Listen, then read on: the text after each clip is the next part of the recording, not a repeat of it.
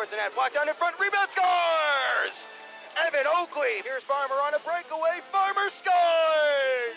Short-handed break, Benzine in on Zevnik, oh, and a great left pad save there, shot deflected, they score!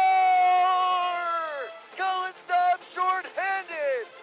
You're listening to Wildcats Hockey, presented by Armored Roofing, on the Wildcats Broadcast Network. A 4-2 win in Game 1 has set the Wildcats up with a 1-0 lead over the Rio Grande Valley Killer Bees in their South Division play-in series. Can the Wildcats finish it up at home and make it a clean sweep of the best-of-3 set? We'll find out tonight. Hello, everybody, and welcome to the broadcast. Ben Horner with you here on FastHockey.com and the Wildcats Broadcast Network.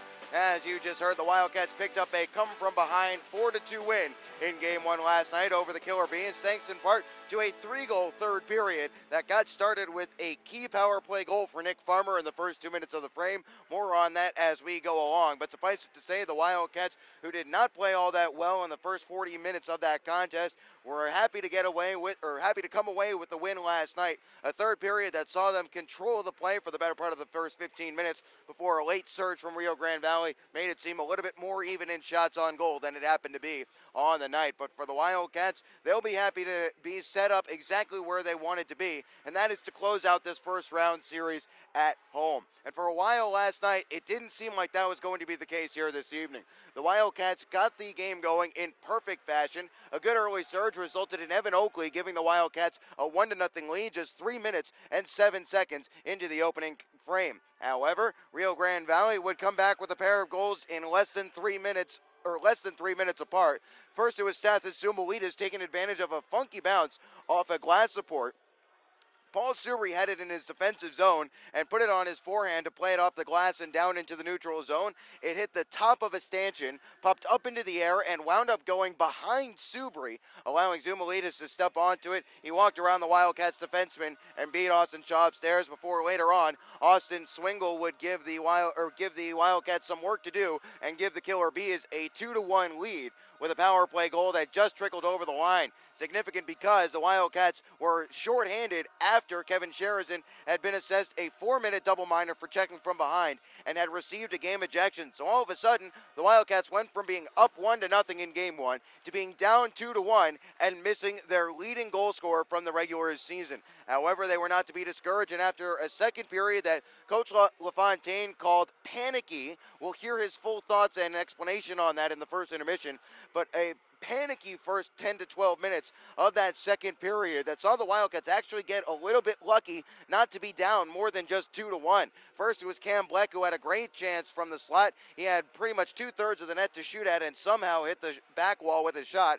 Then it was Anthony Crossan, and if there was a guy that you would expect to come up with a goal in a big spot, it's the leading point man for Rio Grande Valley during the regular season. Crossan had 45 points on the year on 13 goals and 32 assists, but with the top corner to aim for on a 3-on-1, he missed the net, rippled the outside of the cage, and hit the back glass, and that, for all intents and purposes, was the closest thing to a turning point the Wildcats would get. After that, there seemed to be a bit of a sigh of relief from the Wildcats. They spent the last 5 or 6 minutes of the second period getting involved in the offensive zone, getting some sustained pressure. They didn't do a good job of getting pucks to the net in those first 2 periods, but that would come later in the third period when the Wildcats posted 17 of their 35 shots on goal in that final frame. And as I alluded to a moment ago, it started with a great setup on the Wildcats power play. Parker Wood took a late offensive zone penalty in the second period at 19:58 of that second frame to be exact. That gave the Wildcats a minute 58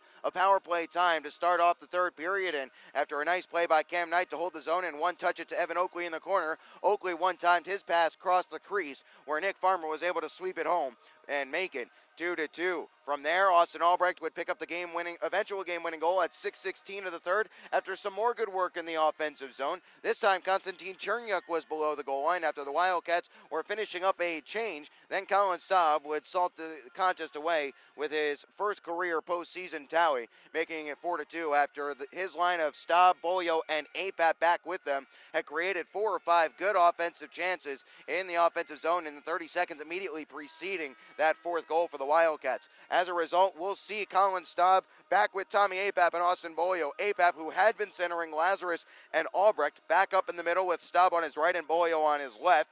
Instead, we'll see Eric Yeager step back into the lineup. He'll be in the middle with Albrecht on his right and Lazarus on his left. Although don't be surprised to see Johnny Lazarus and Austin Albrecht flip throughout the game. Both of those guys are very comfortable playing their offhand as the winger. On defense, no change in personnel for the Wildcats. However, a little bit of a shuffle in the pairings. Matt Cook back with Cam Knight after playing with Jake Townsend the last couple of games. Townsend back with Jeff Baum. Meanwhile, we'll see Kosmeski continue to skate with Konstantin Cherniak. We'll have Austin Shaw in net for the Wildcats. The only other change for the Wildcats in terms of personnel, Alex Falconer in for Max Reisinger.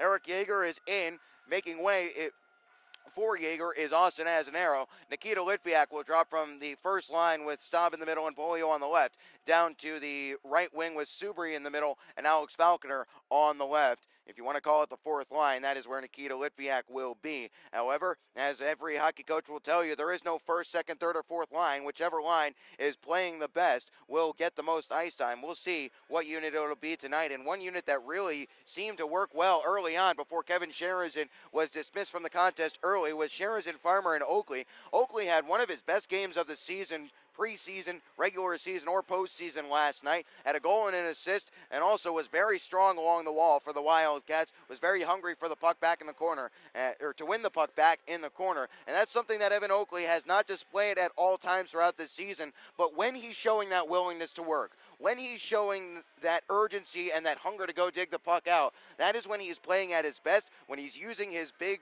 6 foot, 205-pound frame to his advantage. That is when he is his most valuable to a team. We'll see if that will continue on tonight.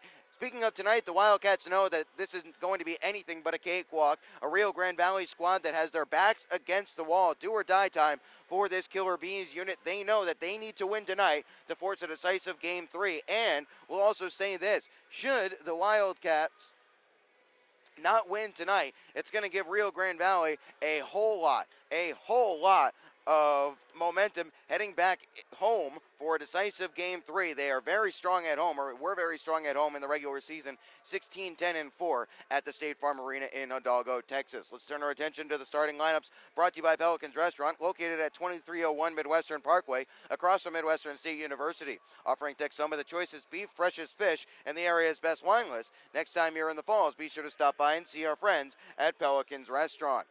On the left wing for Rio Grande Valley will be Stathis Zumulidis, wearing number 25, 6'2", 210 pounds, out of Prague, Czech Republic. Zumulidis had a goal last night. On the season, he finished the year with 31 points on 14 goals and 17 assists. In the middle will be Anthony Croston, wearing number 21. He had 45 points on the year. Croston, out of Phoenix, Arizona, has a 94 birth year and is committed to Arizona State University. He stands at 5'11", 175. On the right wing is Parker Wood, 6 foot, 185, wearing number 11. Wood hailing from Rochester Hills, Michigan. On the season, he finished the year with 37 points on 18 goals and 19 assists in 56 games played.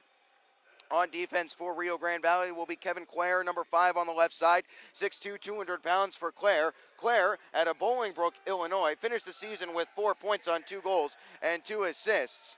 But one of those goals was an overtime winner against the Cats. He'll start out the contest with number 27, Mason Van Tile, 6 foot, 180 pounds for the 95 birth year, wearing number 27. Van Tile was not in last night, serving a suspension. He finished the regular season with 9 points on 2 goals and 7 assists. He'll be on the right side. And in net tonight will be Nick Schmidt. We saw Ben Johansson last night. Nick Schmidt here this evening, 6 foot, 185 pounds for the Fargo, North Dakota native, who finished the year 10-15-5 with a 2.88 goals against average and an .897 save percentage. Head coach of the Killer Bees is Joe Coombs. Assistant coaches are Josh Brown and Brad Lutch. Now the starting lineup for your Wichita Falls Wildcats. We'll start on the left wing where it'll be Austin Beaulieu. The Coral Springs, Florida native, stands at 5'9", 170 pounds. Committed to Alabama Huntsville for 16-17. Beaulieu finished the year with 55 points in 60 games played on 22 goals and 33 assists. In the middle is Tommy Apap, 6'2", 180 pounds out of Bloomfield Hills, Michigan. Apap is a 96 birth year,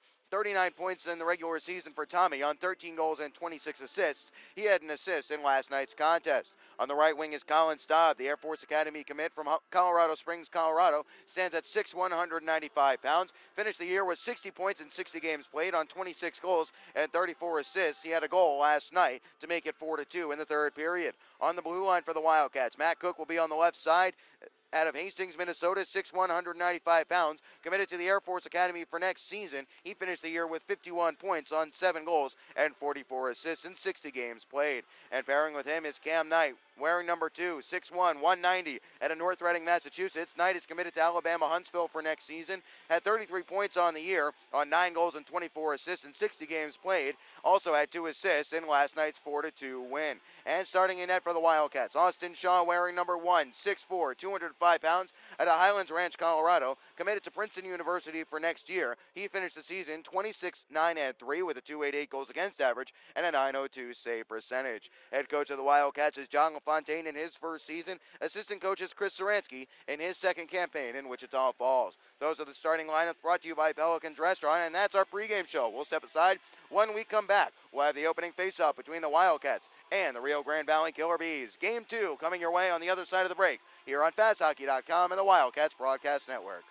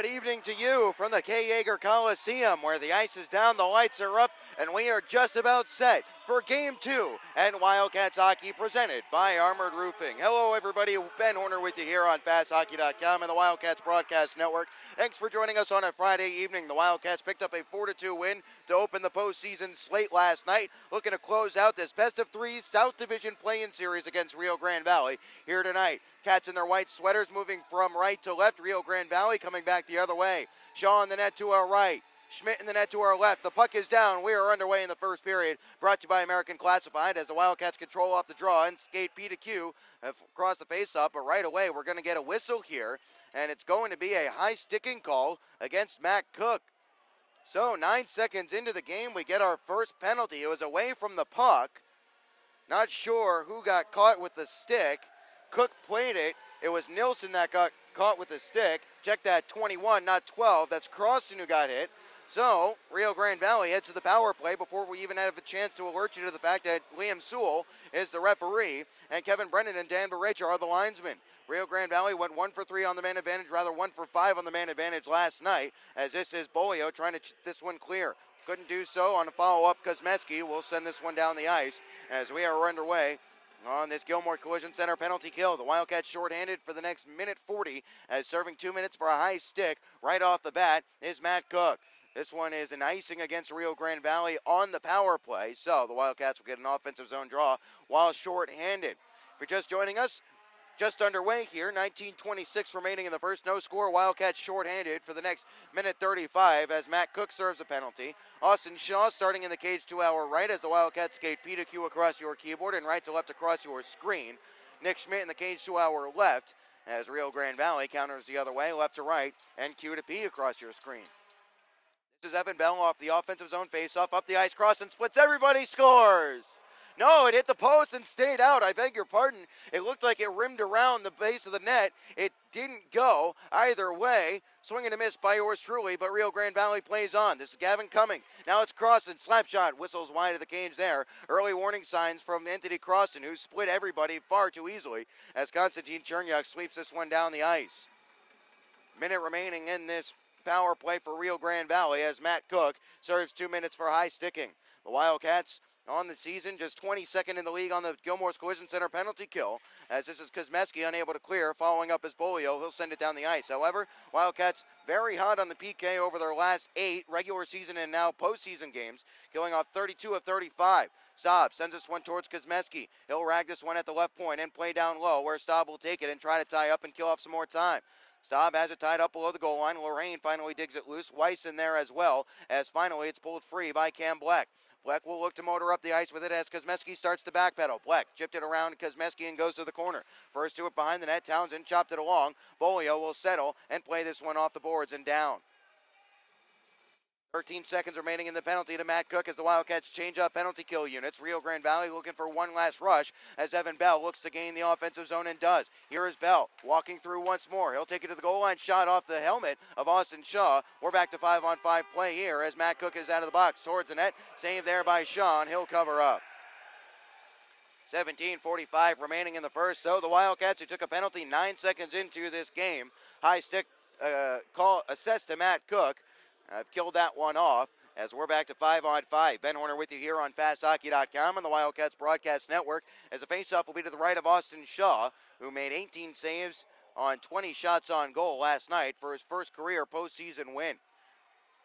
Clean faceoff win by Farmer. He got it to Sherazin, who swings it up the ice for Oakley. Oakley skating towards the corner with the puck, ridden off there by Clare. He'll keep fighting for it as behind the net now Oakley has it tied up but loses out to Clare. Clare has his pocket picked a little bit there by Oakley, and again Oakley has it cleared along the half wall as Cam Knight won't be able to hold in, but he'll maintain possession in the neutral zone. Gives to Matt Cook. Matt Cook back at his own blue line, up the ice quickly to Farmer. Farmer banks this one hard off the bench wall as Oakley goes in after it, now curls off to the bench, or curls off to the blue line to tag up on a delayed offside. He'll come to the bench on a change here as Lazarus digs at this one through the neutral zone. Albrecht will pick this one up and look to bank it forward. Lazarus trying to skate onto it there. Swept away from him by Nielsen as we played 3 minutes in a scoreless first. Cherniak back in his own defensive zone, dusts it off hard up the ice across the way, looking for Lazarus, skipped over his stick as this is played in behind the cage of Shaw. Look out, loose in front, they score. Shaw was careless with it behind the net. It took a funny bounce and he sent it right towards the middle. Rio Grande Valley strikes first. More misadventures behind the net of Austin Shaw as the Wildcats are down 1-0 with 16:50 remaining in the first.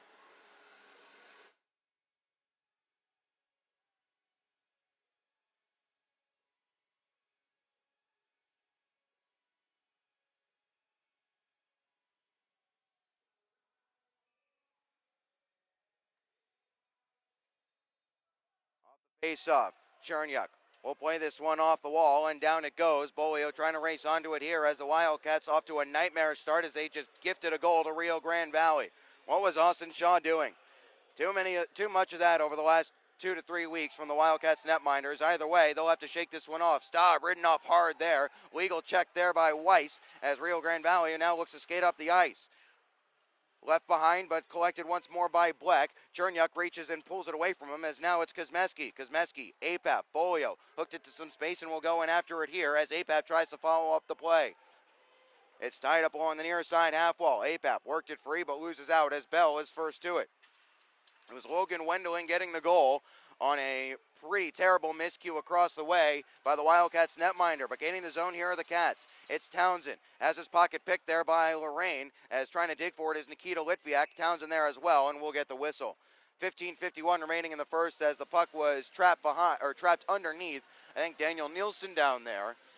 Wildcats trailing 1-0. It was a simple dump in. Austin Shaw went to play it. I don't know if he wasn't paying attention or what, as it hit off the toe of his blade, carried him right towards the middle, and was an easy tap-in for Logan Wendling.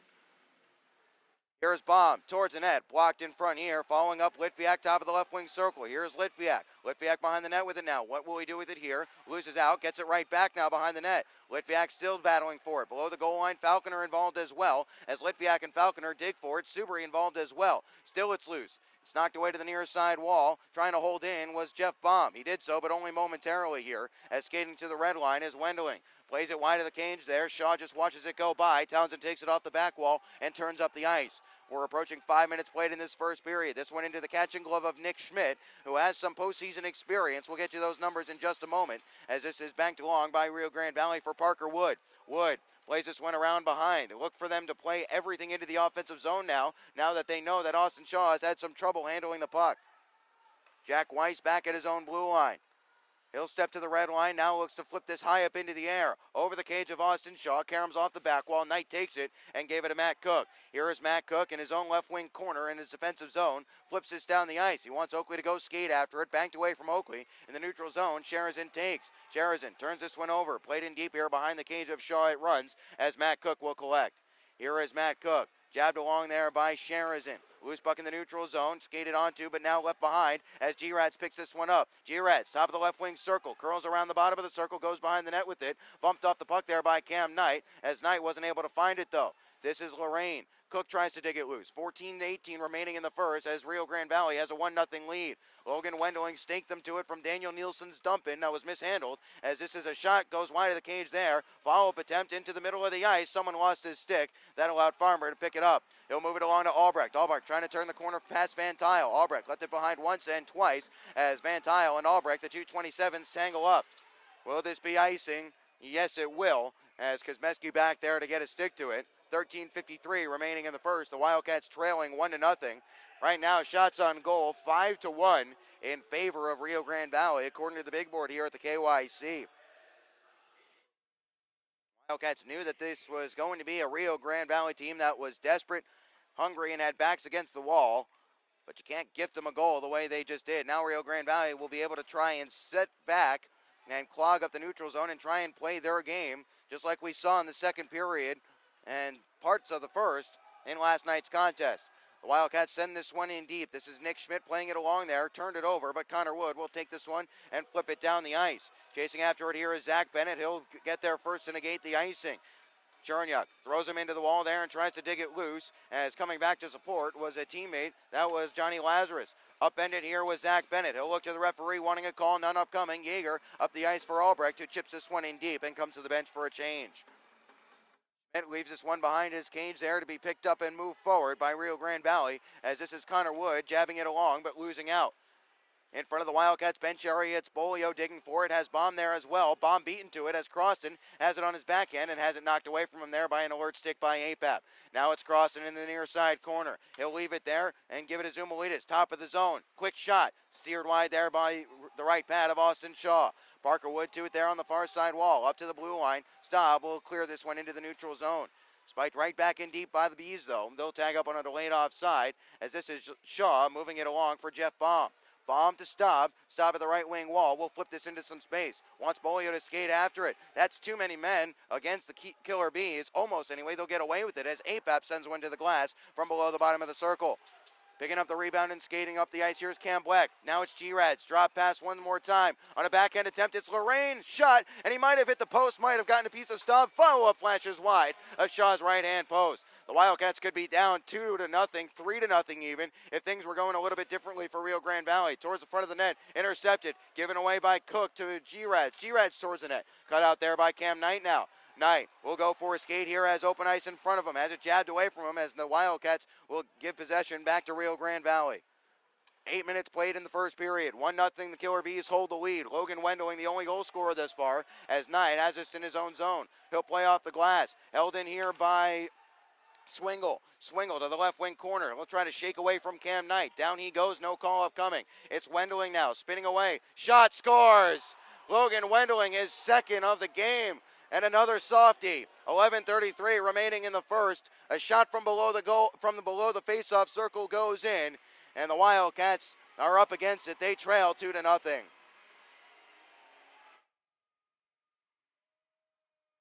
goaltending change. Zevnik comes in for Shaw. He was never ready for that one. You could see it. It slipped through his legs. Never set, never had his stick onto the ice to try and cover the 5-hole.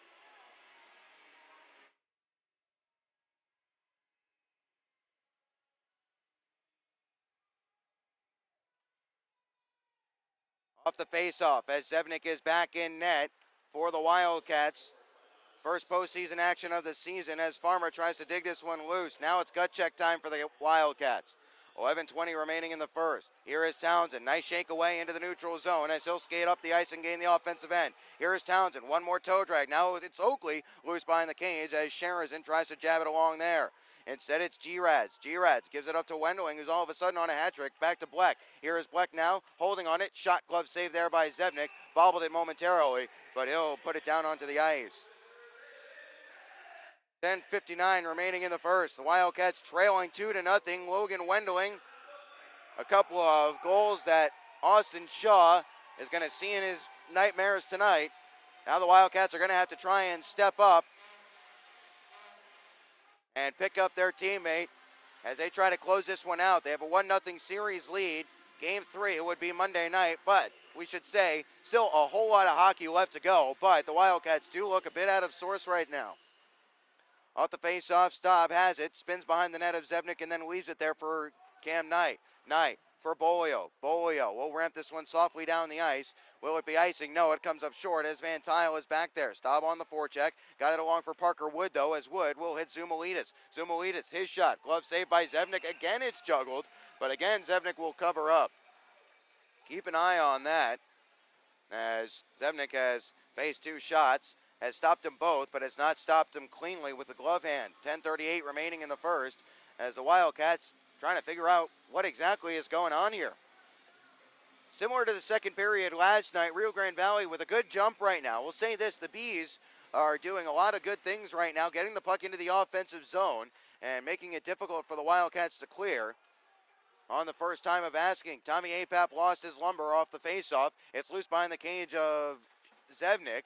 Almost at Shaw, and as Cherniak moves this one along. Here is Staub, tied up and loses out in the neutral zone, as with a fresh stick is Tommy Apap. Toe drag here, and now playing it towards the corner was Parker Wood. Zevnik moved it along for Cherniak. Staub tries to hack at this one and float it farther down the ice. Didn't get connection on it, but he wasn't able But to get it all the way down the ice anyway, as he'll come to the bench for a change as Zevnik sweeps along a dump in. First to it on the near side wall, Albrecht. He'll shake it into the neutral zone, but they say it went out of play into the Wildcats bench area. 9:56 remaining in the first. The Cats are down 2-0 as we enter a media timeout here. This will give Wichita Falls an opportunity to catch their breath and try and collect their thoughts and figure out what exactly is going on here. Logan Wendling has struck twice. 3:10 of the first period from Daniel Nielsen. Shaw misplayed a dump in behind his net and actually wound up centering it beautifully for Logan Wendling. It was an easy one there. And Logan Wendling, his second one, he was able to spin out of the corner, this time coming from Swingle and Jack Weiss at 8:24 of the first. And then from just above the bottom of the face-off circle, a quick little shot caught Shaw by surprise. He wasn't ready for it. Caught a little deep in his net. Didn't have his stick on the ice. Left the 5-hole open. And that was enough for Logan Wendling to pick up his second postseason goal and second of the night. I mentioned, by the way, that Nick Schmidt had some playoff experience.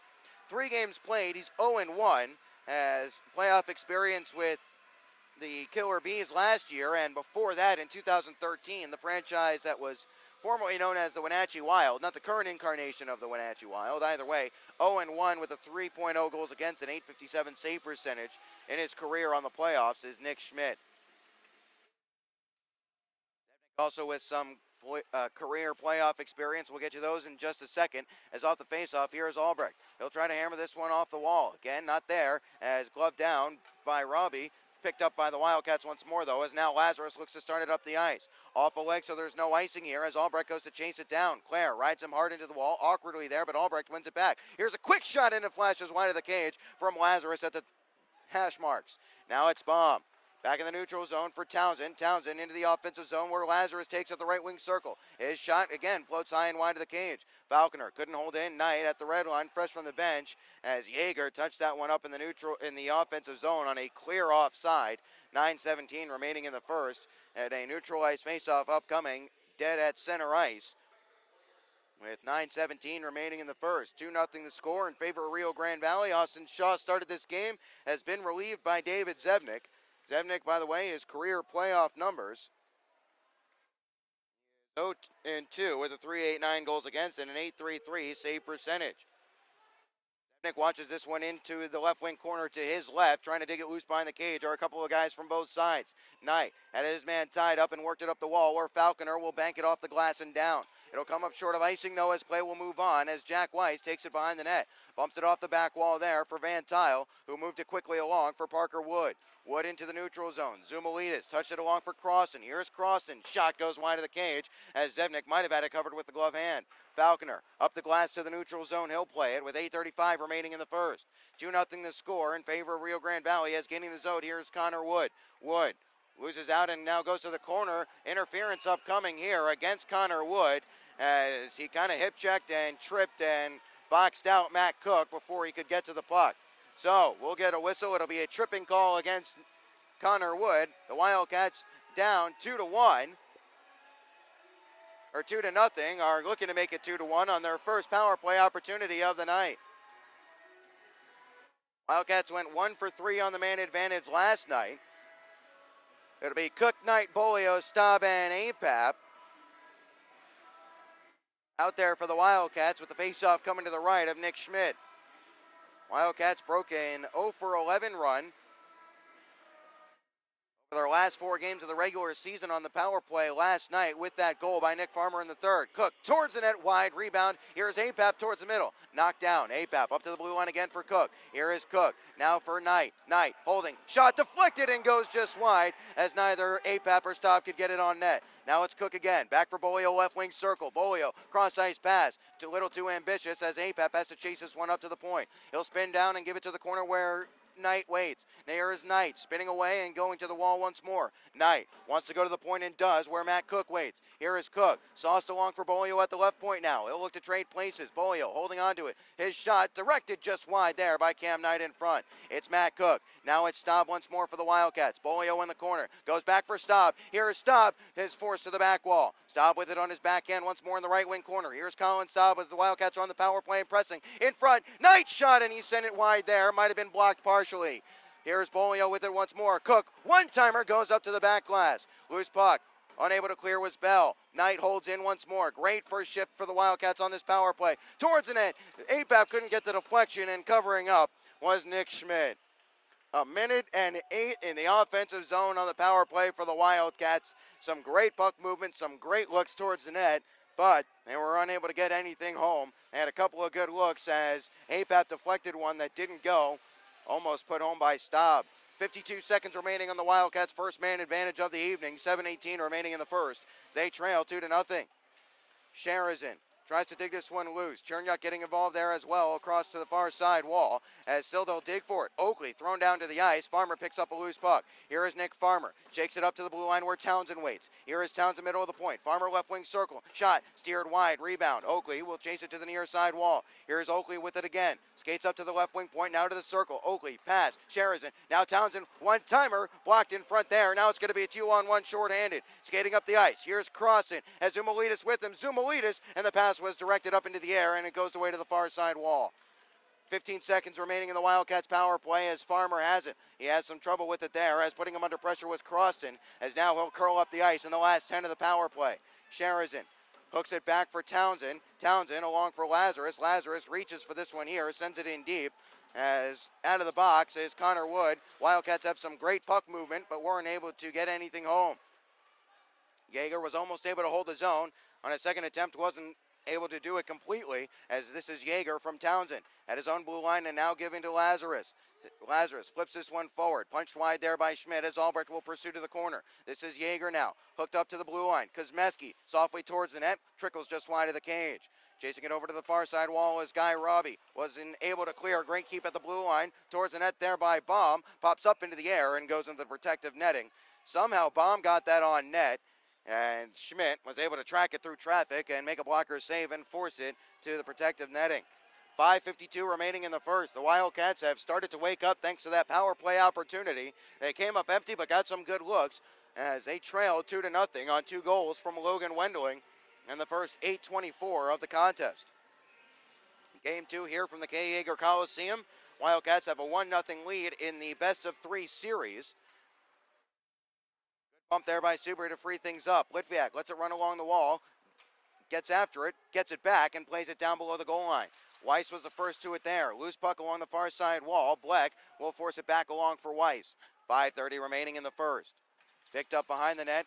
Bleck with it once more. Has some trouble with it. Was able to step around Subaru as trying to get this back in the neutral zone, and doing so was Litviak. Kuzmeski, he'll pick it up in his own zone. Along for Falconer. Falconer banks it off the wall. Wanted Litviak. It was away from Nikita as Gerads walks in on side. Here is Gerads at the right wing wall. Spins it towards the corner. Kuzmeski intercepts and will look to go for a skate. Up the ice for Litviak. Now it's Kuzmeski. Onside play. Litviak driving everybody back. He'll protect. High slot. Litviak towards the corner. Now it's Kuzmeski as the Wildcats were changing. Kuzmeski shot. Save there by Nick Schmidt. 5:02 remaining in the first, and a dangerous play by Nikita Litviak there. With the Wildcats changing, he's got 3 or 4 Rio Grande Valley skaters around him, and it worked out no harm, no foul, as he was able to protect the puck and then play it towards the corner. But if he had his pocket picked cleanly there, it would have been numbers the other way in a hurry, and the Wildcats would have been caught in a change. Faced off, one here by Rio Grande Valley. Weiss is put under pressure here by APAP, but he wasn't able to find a teammate. Digging for it there was Bolio. He'll jab it down. It goes all the way behind the net as Van Tile was the first to it there. Ran away from him just a little bit. Stopped now on the far side above the faceoff circle towards the net there from the blue line by Cam Knight. Bolio running along to meet it here in the near side wall. Up to the blue line. Knight will hold in. Now towards the net. Steered wide there by Schmidt. Through some traffic, he was able to track that one the whole way. Nice keep there by Staub off a clearance attempt by Van Tile. Now it's Zumalitis. Again held in by Knight. Knight. Now it's Bolio in the high slot on his back end. Bolio in front. Shot saved by Schmidt as he had a quick switch from back to forehand. And Schmidt was equal to the task. 4:24 remaining in the first. Crafty little chance there by Austin Bolio, who has just 1 goal in his last 11 games, both regular season and postseason. Schmidt denied him a bid for one there. 4:24 remaining in the first. 2-0. Rio Grande Valley holding the lead. Face off to the right of Schmidt. Stick around in the first intermission. We'll hear from Wildcats head coach Jean LaFontaine as Townsend has it go under his stick at the near side point. Along for Sherazin, into the stride of Townsend, who charges up the ice once more. Here is Townsend skating around Evan Bell. Townsend all the way around the net, spins off a big hit, and looks to check back up to the blue line. Here is Jeff Baum. Now it's Oakley towards the net, save there by Schmidt, as he wasn't able to get set, but he got just enough to steer it wide. Robbie is able to squeeze this one down the wall past Townsend. Will it be icing here? Yes, it will, as Baum was back first to it. 3:56 remaining in the first. 2-0 the score in favor of Rio Grande Valley. However, his shots on goal since the Wildcats' power play chance, 5-0 in favor of Wichita Falls. That's what a power play is supposed to do. Even if you don't score, it's all right if you don't score on the power play. Obviously you want to, but if you're generating some offensive momentum, if you're generating some offensive rhythm as a result, the power play can be effective and a boost to your team even without finding the back of the net. Right now, that's what's going on for the Wildcats here, as Kosmeski with a great keep up here at the left point. Now it's stopped, centered through the middle there where unmarked was Lazarus. Instead, this one will be played along by Chernyuk. Now it's Yeager. Staub might be double shifting here as there's no Austin Albrecht out there right now. This is Chernyuk walking in onside, squared it to nobody in particular as it's floated back to the neutral zone. Kosmeski spun along for Chernyuk there. Chernyuk flipped it up only as far as the offensive blue line as floating this one back down the ice. Will it be icing? Yes, it will against the Killer Bees as Kosmeski is back first to it. 3:21 remaining in the first. Wildcats now trailing 2-0. Logan Wendling at 3:10 of the first from Daniel Nielsen. Then Logan Wendling again from Austin Swingle and Jack Weiss at 8:24 of the first. Logan Wendling not ready to have his season end here tonight. Face-off will be to the left of Nick Schmidt off the icing. Albrecht now skating with Apap and Bolio. We'll keep an eye on that switch, see if that's going to be a continuing occurrence, as Bolio will step in for Apap, who was washed out of the draw. Face-off won by Bolio, up to the blue line. Here is Matt Cook, stepping inside, Zuma lead softly towards the net, backhander and a pad save there, off the stick of Austin Bolio by Nick Schmidt. This one cleared down the ice. No icing as a couple of guys get a stick to it in the neutral zone. Matt Cook back to collect in the last 3:05 of the first. Wildcats trailing 2-0, looking for a goal to cut into the deficit before the break. Here's Bolio charging down the ice, shot saved by Schmidt, and he'll squeeze that one into the paraphernalia. He took a quick little look behind him, did Nick Schmidt, who's faced 8 shots on goal thus far tonight, and has stopped all 8. 2:59 remaining in the first as the Wildcats have put up the last 7 shots on goal. Nothing to show for it quite yet. After they got caught a little bit flat-footed, they've started to find their feet here tonight. Baum towards the net, was able to hold it in after it was blocked. He'll get it right back again and a glove save by Nick Schmidt as Baum was looking for the top corner. Might have been ticketed for the glass. Either way, Nick Schmidt not taking any chances. He'll glove it down and hold on with 2:50 remaining in the first. Face-off will be to the right of Nick Schmidt. And that was something that the Wildcats were having trouble with in the first 2 periods, getting pucks to the net. You saw Baum's initial shot blocked there. Got a little bit lucky as it caromed right back to him and he was able to keep. But Rio Grande Valley, we've seen it tonight as well, doing a good job getting bodies in the shooting lanes and ensuring that the Wildcats aren't going to have an easy time getting that disc towards the cage. Here is Baum. Gets walked a little bit here, but it comes in on Zevnik, and Zevnik covers up. Now everybody coming together as Baum got tangled with a man in front. Farmer there as well, as all the stripes down there to try and take care of it quickly. 2:40 remaining in the first. Nothing too serious there. Just a couple of guys getting tangled up playing some playoff hockey. No penalties will result out of this, I don't believe, as it looks like Liam Sewell, tonight's referee, is content to let that one proceed. 2:40 remaining. Face-off coming to the right of Zevnik. One back. Here's Nilsson now. He'll give it back to his D partner, Claire. Towards the net. Saved by Zevnik. Tracked it through a whole mess of bodies and played it to the right wing corner. Swingle the first to it there for Rio Grande Valley, though. Sherazin tries to muscle him off it. Found Townsend, as now Sherazin will look to motor forward in the last 2:25. Chipped along to the wall. Here is Oakley skating onto it in the offensive zone. Shot. Blocker save there by Nick Schmidt. As Oakley had some room there in the near side corner. Into the neutral zone, it's played. Chernyuk the first to it there. Plays it to Townsend's backhand as Townsend puts it back into the stride of Chernyuk. Chernyuk, nice little check back to give to Staub. Now it's Staub skating in. His shot deflects up and goes out of play with 2:02 remaining in the first. Some room down the slot for Colin Staub there, but someone got a body in the way. As I'd love to see what the block shot stats were last night for Rio Grande Valley. And thus far this evening, getting some similar results. Face off to the left of Nick Schmidt. The Wildcats on the hunt for a goal that would put them within one. They trail 2-0. They've had the better of the play the last 10 minutes or so, as this one is skated onto here by G-Rads. No penalty upcoming as Kosmeski muscled him off the puck. He'll play it around the kick plate there into the neutral zone. It runs.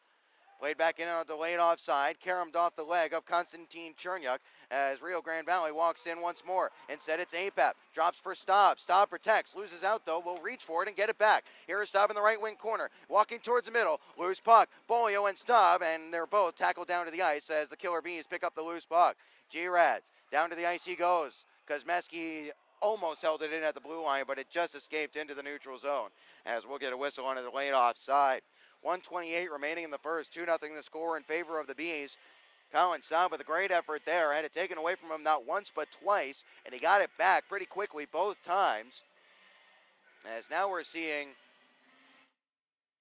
a whole mess of unit jumbling here as Lazarus out there with Subri in the middle, trying to figure out who the odd man out is right now for the Wildcats as Albrecht will look to gallop into the offensive zone. Albrecht at the left wing wall, shot steered wide, loose puck, and Schmidt will swallow up the rebound. He kicked it into the slot. That's a juicy area. Lazarus was on the back door. The rebound wasn't all that close to Johnny, as a good reach with the big paddle by Nick Schmidt allowed him to pull it back into his grasp. Minute 13 remaining in the first. Face-off will be to the right of Schmidt once more as the Wildcats are mounting the offensive pressure. Nothing to show for it quite yet. We're with you here on FastHockey.com, the Wildcats Broadcast Network. Cats trailing 2-0 as holding in on the near side wall was Cam Knight. Swept along there on the half wall by Matt Cook. As now Subri pressed into the wall here, but it's played in and almost down below the goal line for Albrecht from Lazarus, but it was intercepted. Skating forward here is Jack Weiss. Weiss, left wing circle, his shot. Saved there by Zebnik, and he will hold on. 54.5 seconds remaining in the first. We're in the last minute of play in the period, brought to you by La Quinta Inns and Suites. As there's a coming together after that whistle, everyone is separated and sent along their way, as the faceoff will be to the right of David Zebnik. Zebnik relieved Austin Shaw, who made it through just 8 minutes and 27 seconds. 8 minutes and 24 officially. Faced 8 shots, made 6 saves. As the 2 he wasn't able to save were not ones that he's going to want to remember. Nothing for the Wildcats to do now but try and overturn the deficit. They've erased 2-0 deficits against this team a few times this year. Most recently back on March the 19th and March the 20th, as in the last 35 of the period, Cam Knight works his man over behind the net and will look to spring this one forward. Jabbed away from him, though. He'll force it farther up to the blue line. Instead, it's held in by Swingle. Swingle upended here in the neutral zone was Wendling as Cook tries to dig this one free. Rio Grande Valley looking for a gut puncher here right at the end of the first period. Swingle trying to dig it loose. Wendling involved there as well. So is G-Rads. G-Rads comes away with it. G-Rads walking in, and he missed the net there from inside the circle. 10 seconds remaining. That would have been a big lift for Rio Grande Valley. Still, it's the Bees in front there for Swingle. Loose puck, jabbed away from danger, knocked towards the corner, and there's the horn. Knight getting tangled up with a man down there as well, but the horn goes, and that ends the first 20 minutes. The Wildcats got hit twice in the first 8 minutes and 24 seconds of this frame. Logan Wendling doing the damage both times. The Cats have bounced back with a good offensive push in the latter stages of this first period, but they still trail 2-0 at the end of one period of play. We'll step aside when we come back. We'll have the first intermission report. We'll hear from Wildcats head coach Jean LaFontaine and take a look at the goings-on and the other playoff matchups around the league and the Jerry Sporting Goods out-of-town scoreboard when Wildcats hockey returns here on Fast Hockey and the Wildcats Broadcast Network.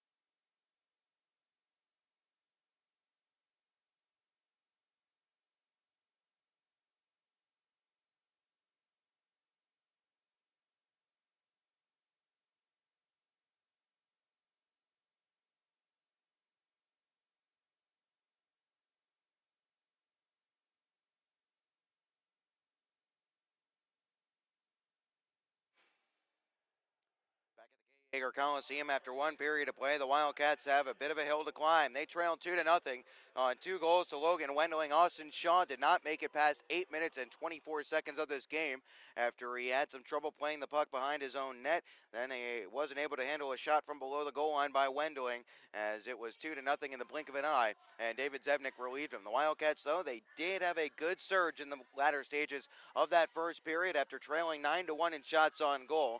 They have tied it up in shots on goal, 11-11 over the last few minutes of that period, thanks in large part to a bit of a boost with a solid power play effort that came up empty. But with Connor Wood off 2 minutes for tripping, the Wildcats basically spent the entire 2 minutes in the offensive zone. They weren't able to get anything past Nick Schmidt, who right now looks pretty solid. However, the Wildcats did start to develop some rhythm out of that, and we've seen some line changes or some line pairings or combinations changing up since then. We'll see if that'll be a theme, if Coach LaFontaine is trying to keep everybody on their toes and get everybody going again and get everybody fired up and charged up once more. As APAP skating with Albrecht on his right and Bolio on the left. We saw Subri in the middle with Lazarus on the left and Albrecht on the right. A whole jumbled mess. We'll keep an eye on that in the second period. But without any further ado, we'll hear from Wildcats head coach John LaFontaine. I had a chance to speak with him earlier today and get his thoughts about the game that was last night and the game that was to be here this evening. Here now from earlier today is Coach LaFontaine. Ben Horner with you, Wildcats fans, and joining me now is Wildcats head coach John LaFontaine, speaking ahead of Game 2 of the Wildcats' best-of-3 series against the Rio Grande Valley Killer Bees. The Wildcats picked up a 4-2 win in Game 1 on Thursday evening, but John, as we're going to go over in just a minute here, it was anything but straightforward in last night's contest for the Cats. What were your overall thoughts and takeaways from last night's Game 1? It was a tough game, man. When you come out feeling like you had a good first period, we had outshot them 11-5 and felt like things were going our way, but we're down 2-1. That's not a good sign. And the second period, we couldn't get anything going offensively. We just couldn't seem to get the puck on net. They were blocking shots. They were committed to their system of what they were doing defensively. And then we had some breakdowns and gave them some quality 3-on-1s where if they hit the net, it's a goal. I mean, it could have easily been 3-1, 4-1, and they missed two golden opportunities. They shot wide, and we kind of get through the period still 2-1, and I think the scoring on that power play from the end of the second was huge for us. It helped us, and we did fairly quickly after that. But once we got that first goal, you could see the uplift, and guys focused on playing our game and focused on just keeping it simple, getting shots through and crashing instead of just trying to make that extra play. All night our D struggled to get pucks through to the net. We didn't bring the puck to the net until that third period. It was nice to see things open up then.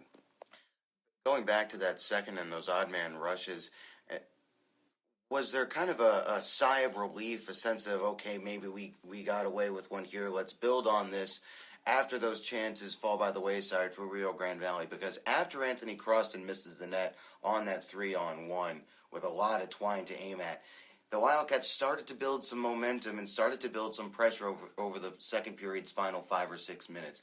Was there kind of a bit of a sigh of relief, again, I'll use that term, on the bench after those chances? For sure, Ben. I mean, there was a little bit of a panic on the bench for about 10, 12 minutes of that period. And I don't want to say all-out panic, and I don't think it was any person, but we were getting out of what we wanted to do. We were just running and gunning and wanting to go on an odd man rush, and who cares if we give up an odd man rush? And it wasn't what we wanted to do, that's for sure. So there was some concern, but those last 5 or 6 minutes, you could see us starting to build a little bit of momentum and confidence and start to get in on them and cause some problems with our forecheck. And the only thing we didn't do then was get the puck to the net enough and get shots through. But the zone possession in their zone was clear that we owned it the last 5 or 6 minutes. And then when they took the late penalty, that just meant that we were going to start out on a power play. And that really helped us. And it was a really strong, smart, quick play by Oakley. It was a heck of a play to one-time the puck to Farm, and Farm got the shot off right away. So it was a nice goal because we needed that. Normally Cherson's on that line. We didn't have him. So we put Farmer over there on his strong side, put Oakley down low, and they both made a great play. Oakley and Farmer both coming up with big games in the Wildcats' first postseason game of the 2015 Robertson Cup run. Speaking with Wildcats head coach John LaFontaine. And John, one thing that stood out to me as a big difference between the second and third period was the Wildcats' ability to break out the puck quickly and more effectively. It seemed like in the second, anytime they tried to go from wall to wall through the neutral zone, it was getting intercepted, it was getting read by Rio Grande Valley. What adjustments were made from the second and third period to enable the breakout and entry play to go so much smoother in that final frame? Well, our goal is not to go D to D. We've gone D to D all year, and playoff hockey, and other teams know that. So it's been about 2 months now where our focus has been to go north. Before, if you didn't have it, we always could go D to D, and our D support was there, and we showed a lot of patience. We want to push the puck. We want to push the pace. We want to go north as quick as we can. And so that second period, that wasn't typical of what we wanted to do either. We want to get the puck going north. We want to get our feet going north. I thought they did a good job of forechecking us, but we didn't complete passes, and we weren't trying to move the puck north. We were just settling for trying to go D to D, and they were in on it and causing turnovers. So, like I said, that first 12, 13 minutes of the second wasn't what we wanted to do. So it was obviously a concern for us as coaches of where that came from. And obviously feel relieved that we found a way to pull that one out. Feel fortunate. What was, in your opinion, the biggest catalyst to that change from the second to the third period? Was there something said in the locker room by the coaching staff? Was it the veterans stepping up? What, in your opinion, was kind of that impetus to push the Wildcats on there? I don't. The first period we didn't do that. First period we broke out pretty easy and didn't have those issues. I think there was just kind of a panic that we're down and we're desperate and we just kind of got out of our game. They kind of got us into a run and gun type of game, and we got out of our game and our game plan and kind of got lulled into panicking. And when you panic and then you allow frustration to enter, that's not a good mix. And that was, like I said, part of our struggle for the second period. And that was really, I thought, our only struggle of the game. The first and the third were all ours. And if we could have just held our composure a little bit more, we probably would have slowly got the game over. But, it was almost as if we were down by 4 and we were panicking instead of we're only down by 1. Yeah, that was a bit interesting there, but the Wildcats do score 3 in the third period. 17 shots on goal in that third, so did a much better job of getting pucks to the net, getting them on goal, and forcing Johansson into some saves. And at the end of the day, that's kind of what helped the Wildcats ice that game away.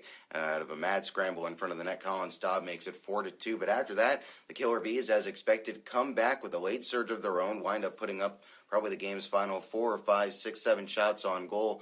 How did you assess the play of your team as they weathered that late surge from Rio Grande Valley? Well, Ben, I don't know if it was 5 or 6 minute mark, but I looked up at the scoreboard and the shots were 30-something to 9. We had only given up 9 shots for almost the whole game. There's 5-6 minutes left in the game. And they ended up getting 8 or 9 shots that last 5 minutes of the game. Now, in that 5 minutes, they got 2 power plays. We took two penalties that were they were kind of, I thought they weren't very strong calls. I thought in those points of the game, I thought he should have put his whistle away for those calls. But and then they pulled their goalie. So and they hemmed us in. We just had chances to get it out. We didn't make strong plays to get it out. But we boxed out. We blocked shots. We did a lot of little things. The end of the game, Oakley boxed 2 big time shots and does a lot of little things that meant a lot. And the whole team, basically said we're going to help protect the middle of the ice and give you the outside. But if you try to get something through, we're going to block it. And they did get some through, obviously. And Austin, I thought, had his best moments that last 5 or 6 minutes. When we needed him the most, he came through big. The buzzword has been for you and your staff this last month or so has been playing playoff hockey. In your opinion, was that game the Wildcats played last night, was that playoff hockey that's going to lead to success here in the postseason? Yes, for sure, Ben. Minus the first 12, 13 minutes of the second when we kind of, and it maybe might have not have been the whole 12 or 13, but we got out of our game and rhythm. But that's how we need to play, and we need to go north quicker and play offensive quicker and get our feet going. And when we don't have it, find the areas to put it. And guys did that very, very well. Pucks out, when we didn't, we got in trouble. So we need to be a little bit better in some of those areas tonight because they'll be better. All right, John, thanks so much for joining us. The first time the Wildcats have won Game 1 in a postseason series in franchise history, looking to close it out with a win here in Game 2 this evening. We'll step aside when we come back. A couple of other playoff series getting underway this evening around the North American Hockey League. We'll check in with those on the Jerry Sporting Goods Out-of-Town Scoreboard Report when Wildcats Hockey returns on FastHockey.com and the Wildcats Broadcast Network.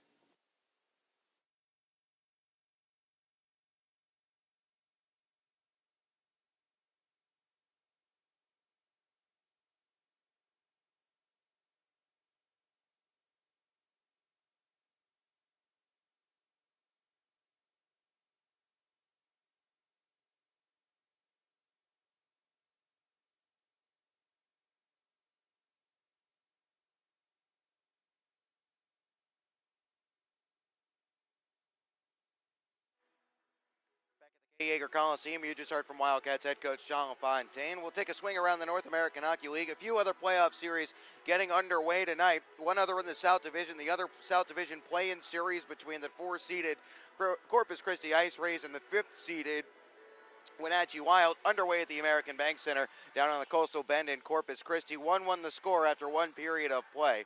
All three games, should they need three games, all three would be in Corpus Christi. Wenatchee has acquiesced in that regard. Goals scored by Frankie Melton for Corpus Christi and David Pulowski for Wenatchee.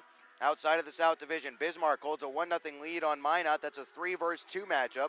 Bismarck, this is the first ever postseason meeting between these two rivals as Minot went 7-3-2 versus Bismarck this season. However, the Minotauros 6-4-0 over their last 10 games. Player to watch, Evan Geisler, 12 points coming into this game over his last 9 outings, as the goal is scored for Bismarck in this contest by Matt Perry at 6:09 of the first.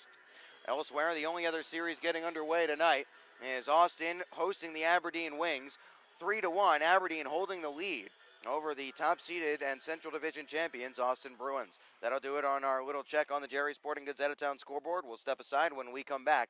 We'll have the second period of action as the Wildcats are looking to charge out of the blocks and erase this 2-goal deficit. We'll see if they can do it on the other side of the break when Wildcats Hockey, presented by Armored Roofing, returns here on FastHockey.com and the Wildcats Broadcast Network.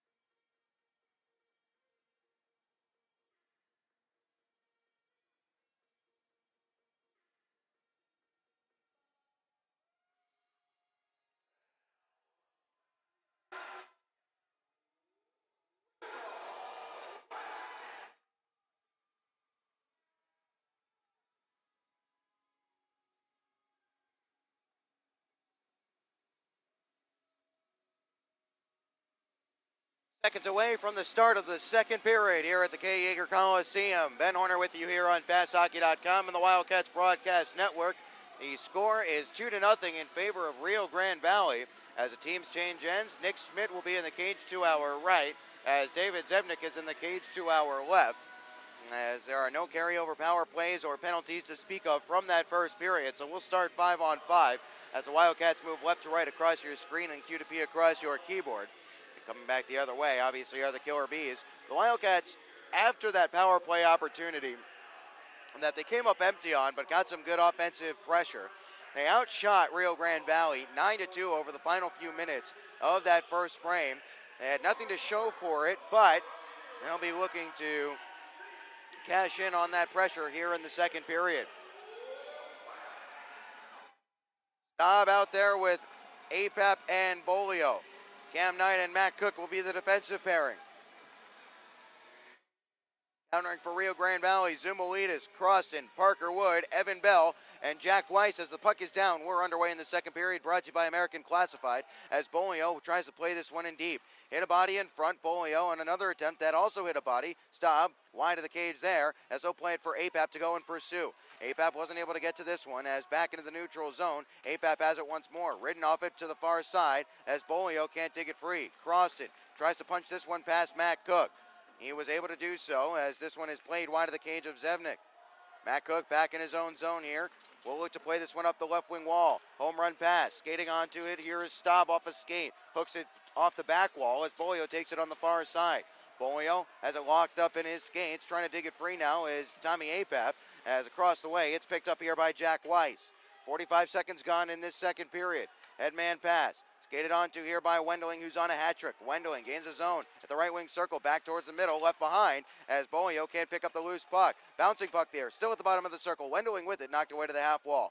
Bolio clears, not out. Van Tile walking towards the middle. Here's Van Tile, his shot off a leg and goes wide. That was Bolio getting a block on. Penalty upcoming here. Who is it going to be against? With 18:53 remaining in the second. Penalty upcoming, and I believe it's going to be against Rio Grande Valley. It'll be a tripping call here. As heading over to the box is Logan Wendling. As heading to the power play are the Wildcats. 0 for 1 on the man advantage are the Cats thus far. However, as we've mentioned, they had a good first look on that power play. They just weren't able to get anything past them. Faceoff will be to the left of Nick Schmidt. Farmer to take the draw out there with Oakley and Sherazin. Chernyuk out there with Townsend as well. This one is cleared. Townsend gloved it, but wasn't able to keep the zone, as he'll have to chase this one back. Townsend now in his own zone. Hard up the ice. It was deflected away from Oakley, as this one is swung towards the cage of Zebnik. He'll stick this one along and give to Townsend. Here is Jake Townsend. Looking to start forward. 18:30 remaining in this second period. The Wildcats looking to get something going here on their second power play of the night as they trail by 2. Sherazin digs for this one. Now it's Oakley. His shot. Oakley follow-up chance. Farmer's shot. Schmidt makes the save and we get the whistle. 18:19 remaining in the second. The puck was sitting loose to the right of Nick Schmidt. Oakley had a good shot, then fanned on the follow-up. Farmer picked up the loose puck, but Schmidt was able to make the save from an acute angle. So the faceoff will be to the right of Schmidt as Apap steps on to take the draw. We understand that there is a big gathering of Apaps watching their, quote, favorite cousin play tonight's game down in Siesta Key, I guess, as this is Matt Cook off a faceoff win by the aforementioned Apap. Bolio's shot, blocked, canceled out there. Staub gets it back and gives to Bolio once more. Bolio, now Staub in the corner, shot from a bad angle. Schmidt makes a save, Staub gets it back, route chance doesn't go. Cleared up only as far as the blue line. Here is Cook, holding shot, scores! Matt Cook on the power play. The Wildcats cut the deficit in half. 17:58 remaining in the second, and the Cats are within one. It's 2-1 on a power play tally.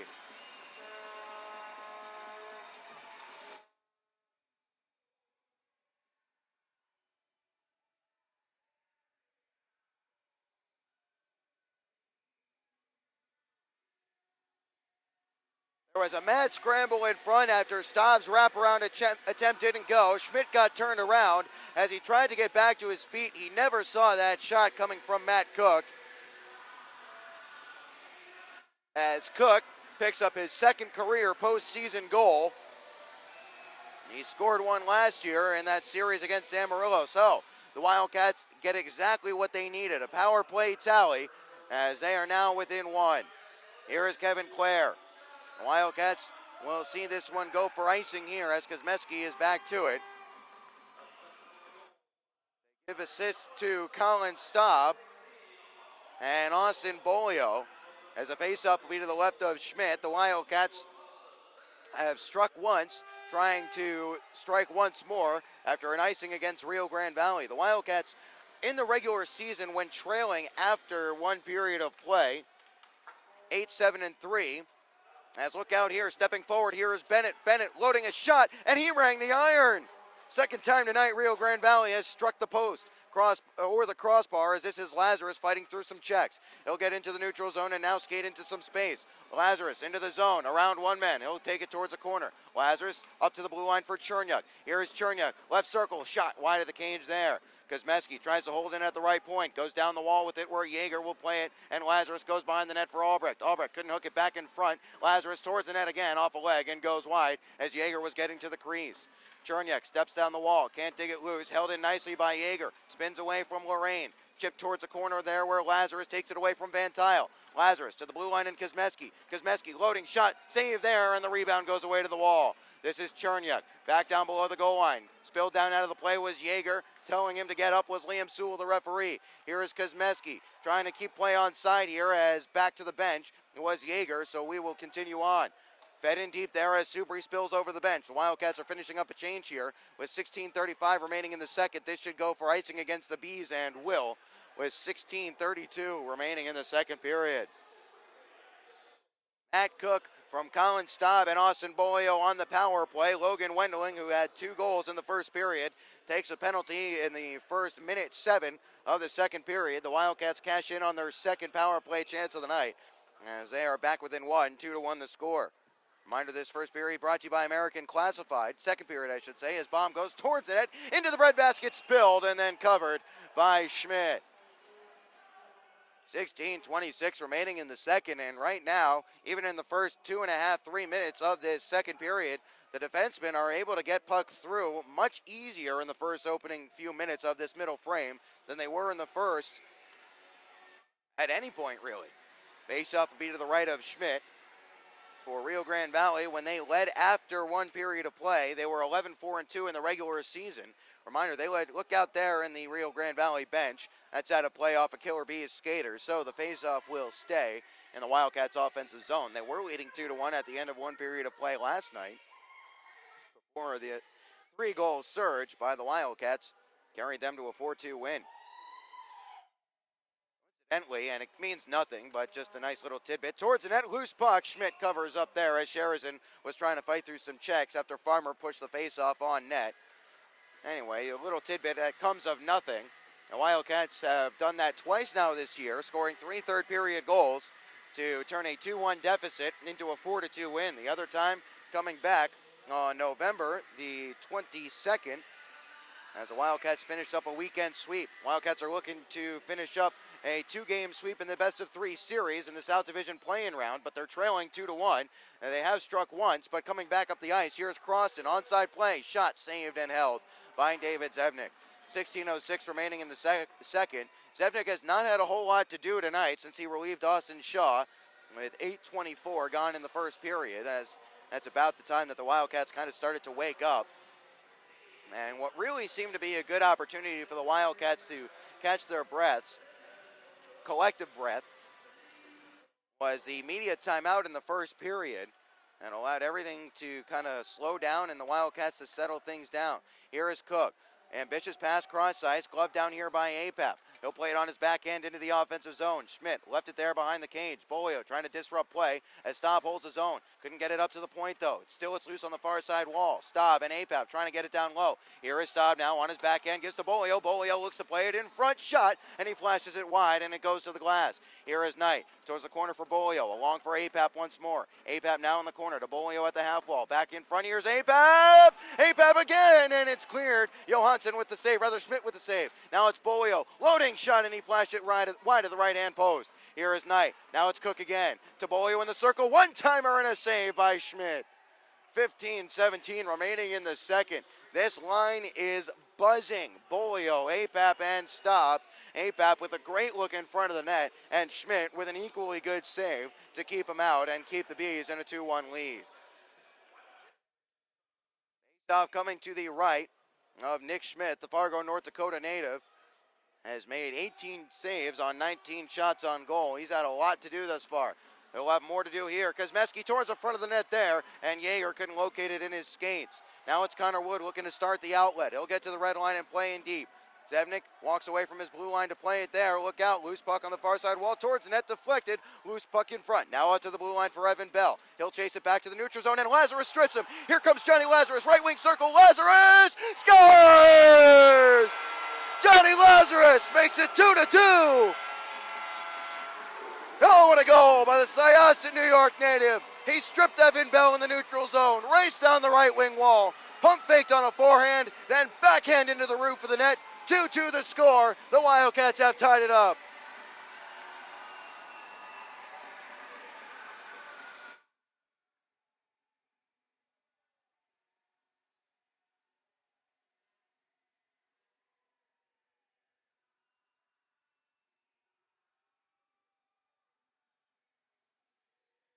What a goal.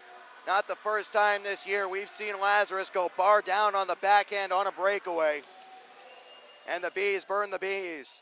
14:50 remaining in the second. Johnny Lazarus has this one tied up 2-2 as Rio Grande Valley comes back in, and a glove save there by David Zebnik. Oh, big coming together here. Look out. Sharazin and Knight involved in the white sweaters. Zumalitis and Croston involved in the black. First career playoff goal for Johnny Lazarus with his parents and sister in the stands. A lot of family in town this weekend for this playoff series, and thus far the Wildcats have been giving them something to cheer about. 2-2 the score now. The Wildcats have scored twice in the first 5 minutes plus of this second, and we're back tied.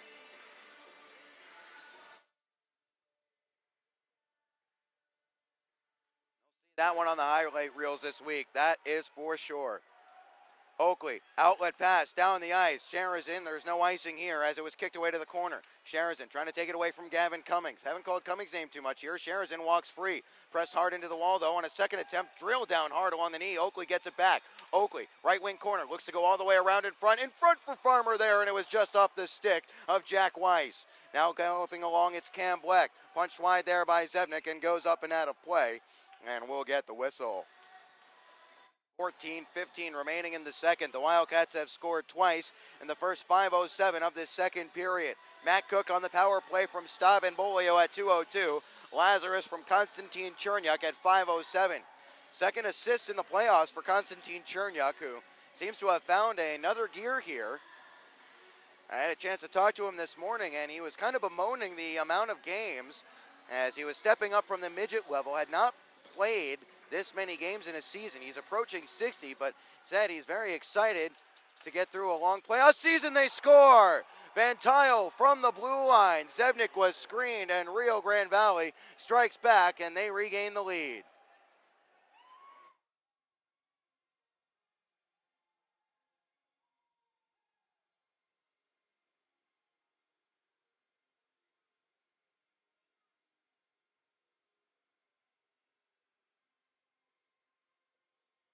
Not going quietly here, as you would not expect. A team that's in a do-or-die situation. Now, having tied it up and given the lead back, let's see what the Wildcats can muster here in response.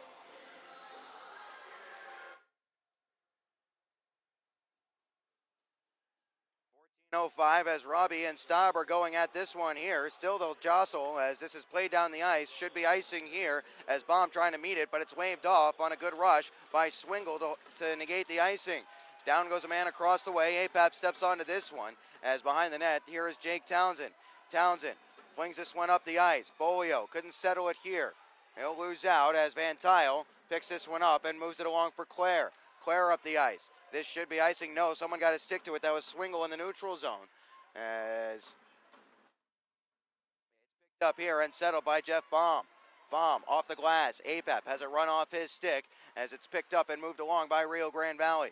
Sent in deep here from the right wing side to the left wing corner. First to it was Townsend, along for Falconer. Haven't seen his number too much tonight, or Litviak, as this is loose in front. Townsend swept it away from Crossan and plays this one off the glass. Skips into the neutral zone. Gavin Cummings coming along here. This played along, but Baum intercepts at his own blue line. He'll gain the red line and sweep in deep. As first to it behind the net, Schmidt will stick it along as Weiss lets this one run.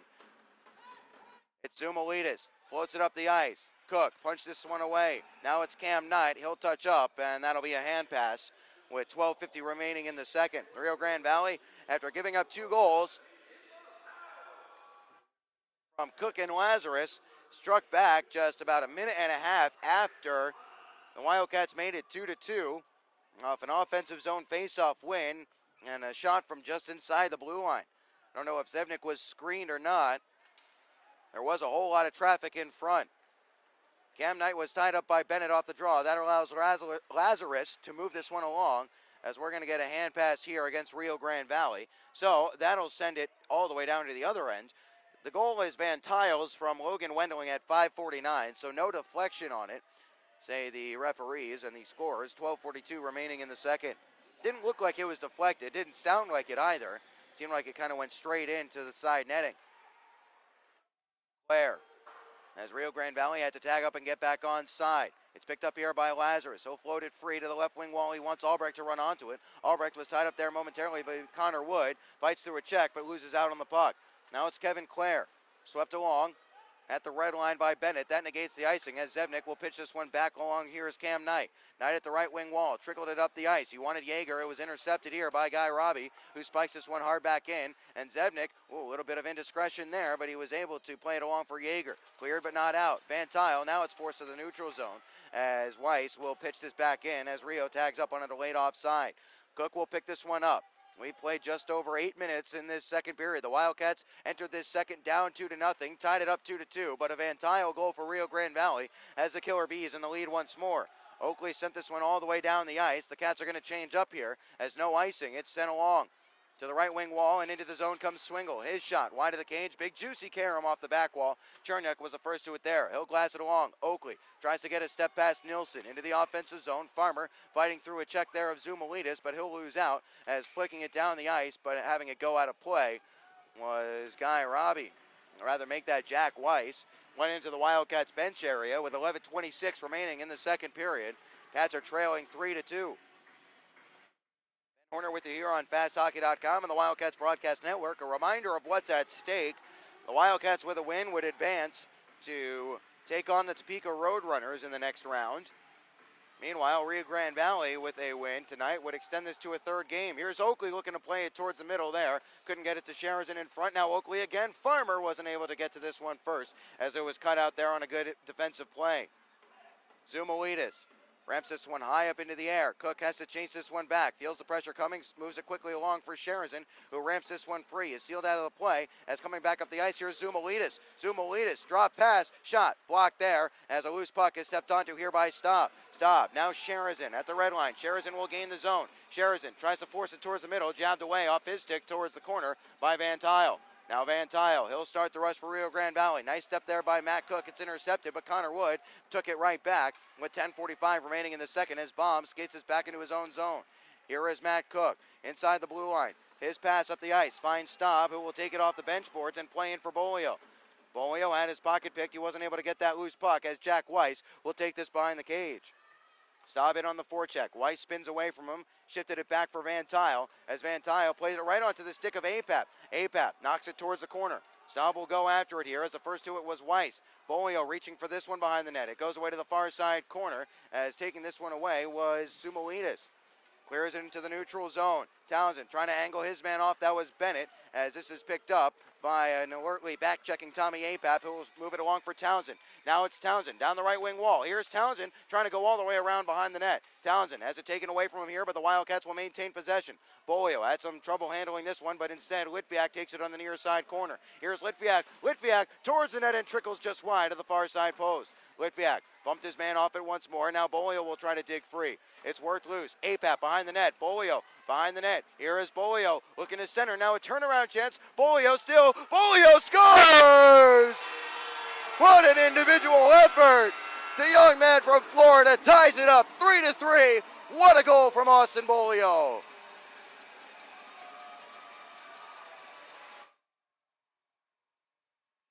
He stick-handled his way out from behind the cage of Schmidt, around one guy, a second guy, into the slot below the hash marks, and he throws it into the roof of the net. We get a look at it here. Schmidt never saw it, and he can't give Austin Bolio that much time in front of the net.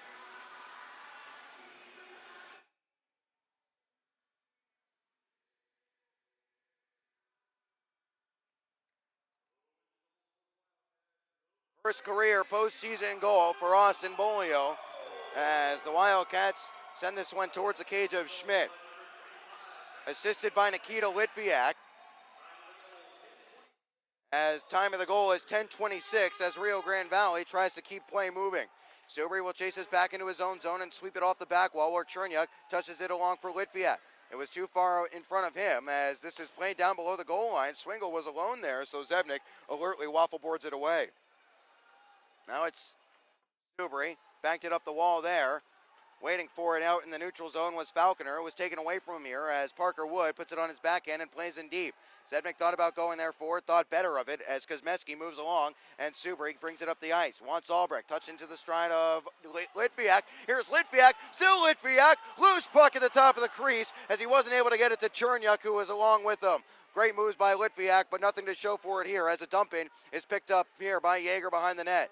Moved it along for Nikita. Nikita back whence it came, behind the net it goes for Albrecht, but he can't clear the zone. Cummings towards the net, wide of the cage. First to it on the near side, it's G-Rads as it spiked away from him. Claire towards the net, well high, gets a glass, friendly bounce into the slot there as this one is running along the blue line.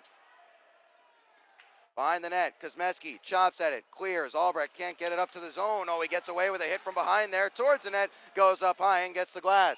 Penalty upcoming here, and it's going to be against the Wildcats. Maybe Litviak or maybe Albrecht didn't get away with it. He kind of hit Van Tile, pretty clear in the numbers there.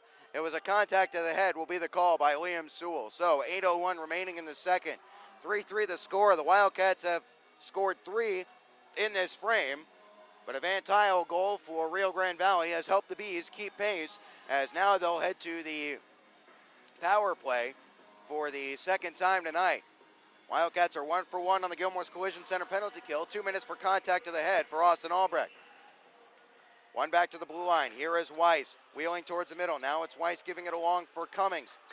Now Bleck in the high slot. Now Weiss in the middle of the blue line. Weiss. Now Cummings with it once more. Wheeling in. Slap shot well wide of the cage there. Oakley jabs at this one, can't clear the zone. Weiss held it in nicely along the wall, looking to play around in front. Wrap chance doesn't go as Farmer clears, but not down the ice. Weiss holds in at the top of the left wing circle and shifts back to the middle of the blue line. Here's Cummings. Now Bleck into the corner, shot, save, rebound, and Oakley clears this one all the way down the ice. 7:25 remaining in the second. Schmidt thought about a quick outlet pass, but instead leaves it behind the net as Nilsson will come back as Rio Grande Valley finishes up a change. As do the Wildcats for that matter, into the offensive zone for the Bees. Instead, Kosmeski intercepts and puts it all the way down the ice on his backhand. 1:05 remaining in the Killer Bees' second power play of the night that has the Wildcats on the Gilmore's Collision Center penalty kill. Here is Croston. His shot, a glove save there by Zebnik, and he will hold on for the whistle. 6:59 remaining in the second period. 3-3 the score. The Wildcats shorthanded on the Gilmore's Collision Center PK for the next 58 seconds as Austin Albrecht is serving 2 minutes for contact to the head. However, the Wildcats have scored 3 in this second. Cook, Lazarus, and then after Van Tile scored to make it 3-2, Austin Bolio at 10:26 from Nikita Litviak. G-Rads plays this one towards the corner. G-Rads gets it back and gives to the blue line. Here's Van Tile. Holds on a shot. Walks it back now towards the net. Loose puck. Staub will clear. It doesn't get all the way down the ice. Van Tile recollects in his own zone. Now Croston. His dump in was away from everybody as Townsend will fling this one all the way down the ice. He wanted Staub. He has Staub here. Staub walks in onside as Bolio gets to the net. Staub spinning away at the top of the zone. Has it taken away from him here as an alert Matt Cook will pick this one up in the neutral zone and fling it along. Staben Bolio will set up in front of the Wildcats bench area and now come for a change as that kills off a few more seconds on the Gilmore's Collision Center PK. 15 remaining on the Killer Bees' second power play of the night. Ramped in towards the cage of Zebnik off the back wall, put onto the stick of Croston. Croston centers there, intercepted by Sherazin, who clears to the neutral zone. 3 seconds remaining on the penalty to Albrecht. The Wildcats kill it off on the Gilmore's Collision Center penalty kill. We're back to 5-on-5. Out of the box is Albrecht. Here is Albrecht. Off his stick, that slows things down in the neutral zone. It's taken here by Weiss for Rio Grande Valley. Played in deep, behind the cage it goes, Matt Cook. First to it there for Wichita Falls with 5:45 remaining. Loose puck towards the net there. Swept away from danger by Cam Knight. This will go for icing here unless Albrecht is able to beat it. Albrecht, does he beat it? No, he does not. As Claire just got back there ahead of the speedy Austin Albrecht. 5:37 remaining in the second period. 3-3 the score. We got a good hockey game here for you at the Kay Yeager Coliseum. Wildcats were behind 2-0 entering the second. They tied it up on Matt Cook and Johnny Lazarus's goals. Then after Mason Van Tile gave Rio Grande Valley the lead once more, Austin Bolio scored at 10:26. Has taken a timeout here will be the Wildcats after that icing. 5:37 remaining in the second. We'll remind you that we'll have highlights in the second intermission of last night's 4-2 win for the Wildcats. As well as taking a look around the league on the Jerry Sporting Goods North American Hockey League out-of-town scoreboard. If you're just joining us, the Wildcats have had a interesting up-and-down, topsy-turvy type game, but since going down 2-0, and since a goaltending change, and since a power play opportunity that came up empty but looked very good, it's really been the Wildcats who have been in control for the most part. Rio Grande Valley having some offensive zone time as well, but after getting outshot 9-2 in the initial stages of this game, the Wildcats are outshooting Rio Grande Valley 19-7 over the next 20-plus minutes.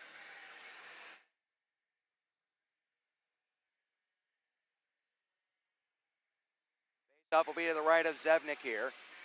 Lorraine taking the draw against Tommy Apap. Tied up here, Bolio will pick this one free out of that scrum and look to skate forward. Skating to the left wing side, trying to turn the corner. Here's Bolio. Bolio in front, hooked off it. No call up coming as he tumbled down to the ice. He couldn't hook it home. John LaFontaine irate on the bench that there was no hooking call. Towards the net, saved and covered by Zebnik. 5:18 remaining in the second. Bolio with a great burst of speed down the left wing side. He turned the corner around Kevin Clare. It looked like he had been hooked. No call from Sewell, the referee, who was trailing on the play. And then, at the other end, David Zebnik comes up with a solid save. He juggled the rebound momentarily, but covered it up easily enough. 5:18 remaining in the second. Farmer wins the draw. Sherazin leaves it in the corner for Cam Knight. Knight chipped it along. There was nobody there. Kevin Clare towards the net, deflected. Zebnik gets a leg pad to it as that one goes away to the far side wall. Farmer ramps this one into the neutral zone. He wants Oakley and Sherazin to skate after it. They do. First to it, though, is Clare. Hard around to the near side wall. Zumalitis collects and chips it along. First to it here is Matt Cook as Parker Wood puts him under pressure. Cook rims it around the kick plate there. Nice keep by Crossan just inside the blue line towards the front of the net. Carrying around. Slap shot. Save. Spilled. Loose puck. Still it's loose. Finally, Oakley will corral and skip it down the ice. Will it be icing, though? Yes, it will. I thought for sure that had hit somebody. With 4:37 remaining in the second, the Wildcats will have another defensive zone draw as Cam Knight is getting a stern talking to from head coach John LaFontaine after he had the puck in the corner and just floated it right along to Kevin Clare for Rio Grande Valley. Loose puck, nice clean face-off win for the Wildcats as Evan Oakley will skate this one to the left wing wall, play it in deep and come to the bench for a change. Spilling over to the board in unison, Lazarus, Albrecht, and Yeager as Kozmeski and Cherniak get out there as well. Chipped into the zone though, here is Swingle. He'll pump fake, take it wide. Swingle are down around behind the net, tries to center there on a wrap chance, and it was spiked away by Lazarus. In the corner boards, they dig for it. Albrecht fights it free, rather Yeager. Yeager clears, not out. Lazarus wasn't able to force it past Nilsson at the point, as now Kozmeski rims it along the boards. Now it's Albrecht. Has some trouble with it, but he'll play it off the glass. Into the neutral zone it goes as Albrecht steps onto this one. Couldn't fish it free for Lazarus. On his second attempt, Albrecht walks forward. Still it's loose in the neutral zone. Yeager kicks at it. It's Kozmeski with it. Now it's Lazarus again. They can't settle in the neutral zone. Finally, Lazarus will just sweep this one in deep as Schmidt plays this one along the boards. Lazarus trying to hold it at the corner. He can't do so, as stepping up here is Logan Wendling. Wendling at the red line, trying to fight through a check, plays it into the glove of Zevnik, who will stick this one along for Jake Townsend to move. It's Baum now. 3:35 remaining in the second. Cross-ice pass, spiked away from Lazarus. Stepping up was Townsend, but he missed it. Now it's numbers. Here's Lorraine. Shot steered wide there by Zevnik. Loose puck to the back wall it goes as G-Rad tries to dig it loose. Apap can't work it free. Rather, that was Baum. It's to the blue line. Weiss towards the net. Saved and held by Zevnik. And look how far out of his crease David Zevnik is, making sure there is no angle and that there's going to be nobody streaking in front of him. 3:14 remaining in the second. 3-3 the score. As the Wildcats have fought back to erase a 2-0 deficit after one period. They got a good one. Game 2 of the South Division semifinals, the South Division playing series, I should say. As the Wildcats are leading the series 1-0. Grand Valley needing a win to keep their season alive, and a win for the Bees would force a decisive Game 3 back at the State Farm Arena in Hidalgo on Monday night.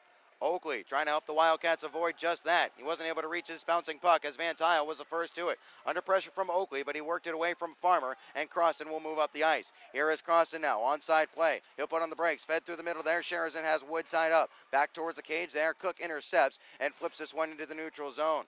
It'll go for icing against the Wildcats, though, with 2:47 remaining in the second.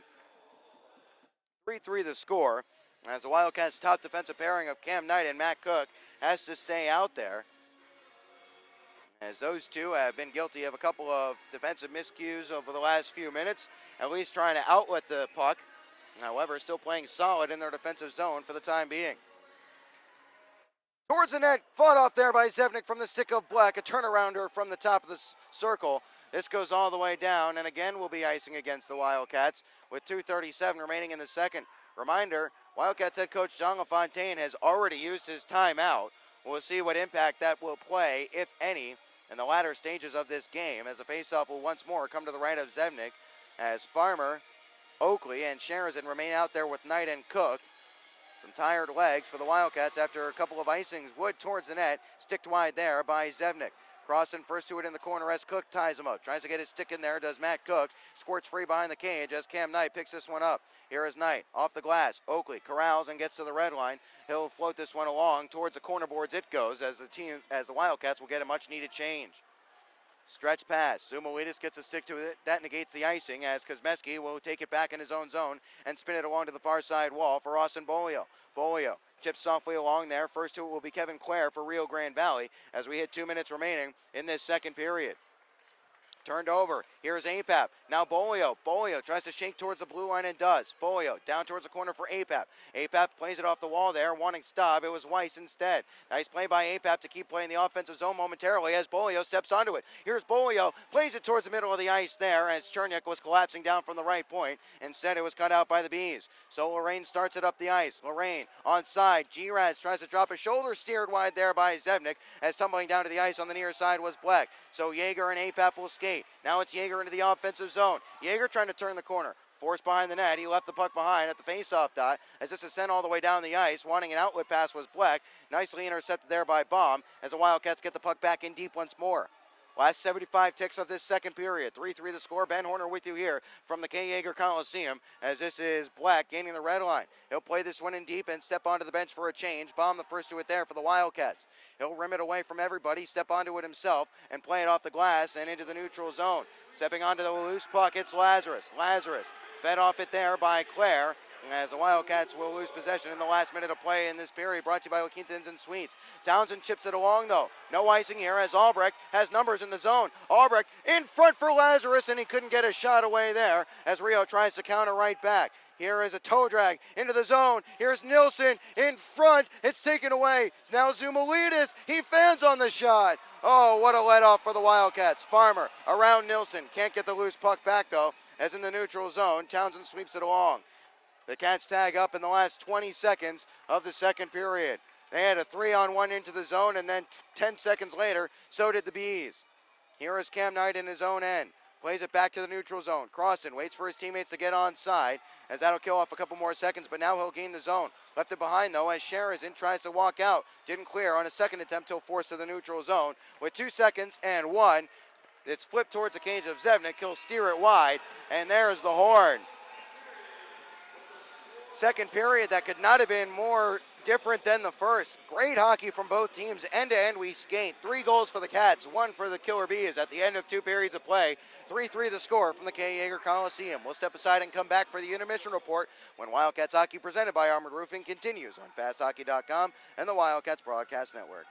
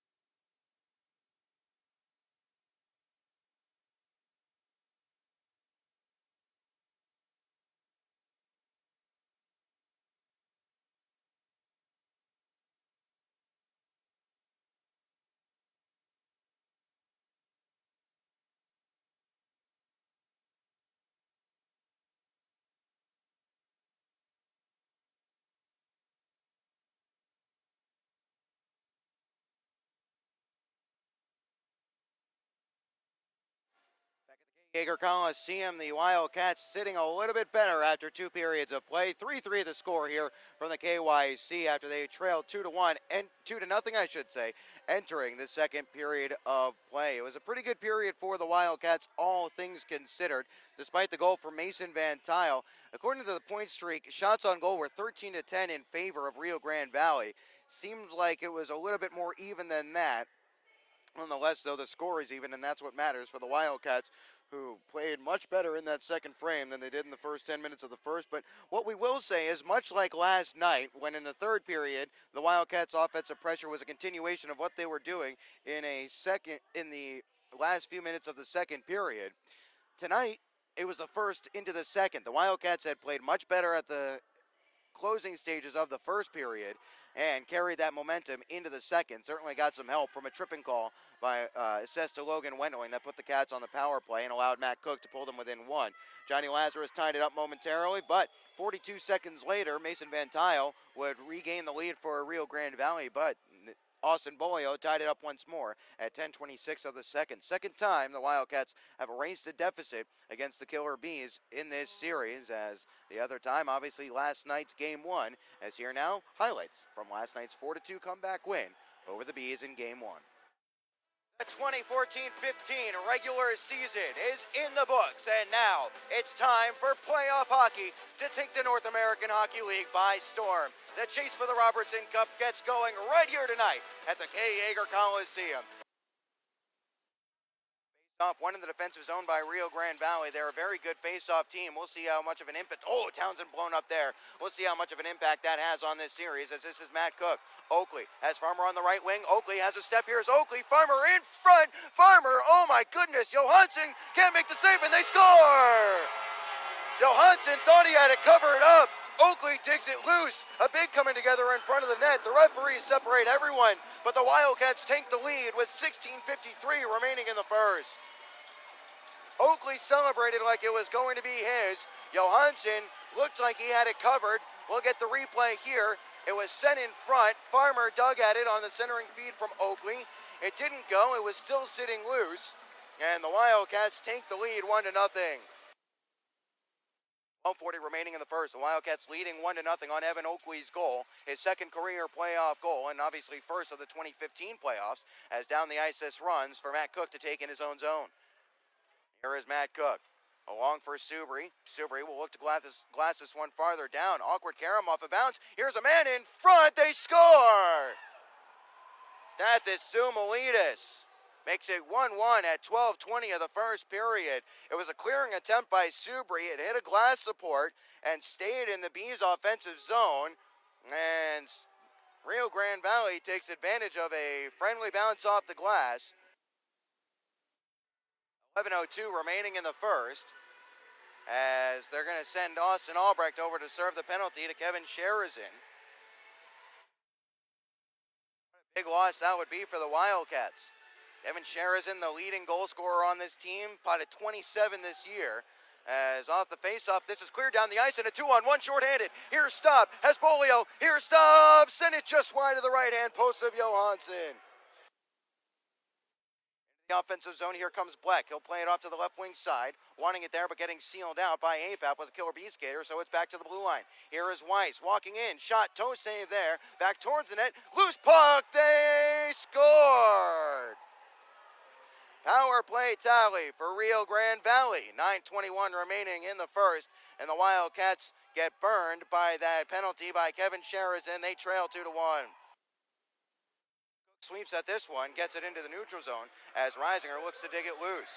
We're back to 5-on-5 play as Albrecht, serving Sherazin's penalty, is out of the box. This is Matt Cook. The Wildcats down 2-1. Turned over. Here's Albrecht with the step. Clean break. Albrecht! And a save by Johansson. Net off its moorings, and we'll get the whistle. Sinclair in his own zone as he'll move it along for Bleck. Bleck chipped it along here as Rio Grande Valley walks in the form of Weiss. Weiss, top of the right circle, shot off a leg, carrying in front. They sent it wide. Oh my goodness, Cam Bleck had the entire net to shoot at, and he sent it wide to the back wall. Crossan looks to pick this one up here as Parker Wood jammed it free. Now it's numbers forward for Rio Grande Valley. Here's Zumalides in front, Crossan, and he sent it wide of the cage. That's another great look for Crossan this time.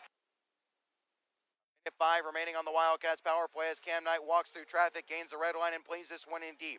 Oakley the first to it there, but he's bumped off it behind the cage as Nilsson tries to work it free. Trying to dig it loose and doing so here is Oakley to the blue line and Matt Cook at the left point. Here is Cook walking towards the middle of the blue line. Now it's Oakley at the left wing circle towards the net. Easily steered wide there with Cam Knight in front. Knight the first to this loose puck, rounding on it. Now Oakley through the middle, shot, and they score!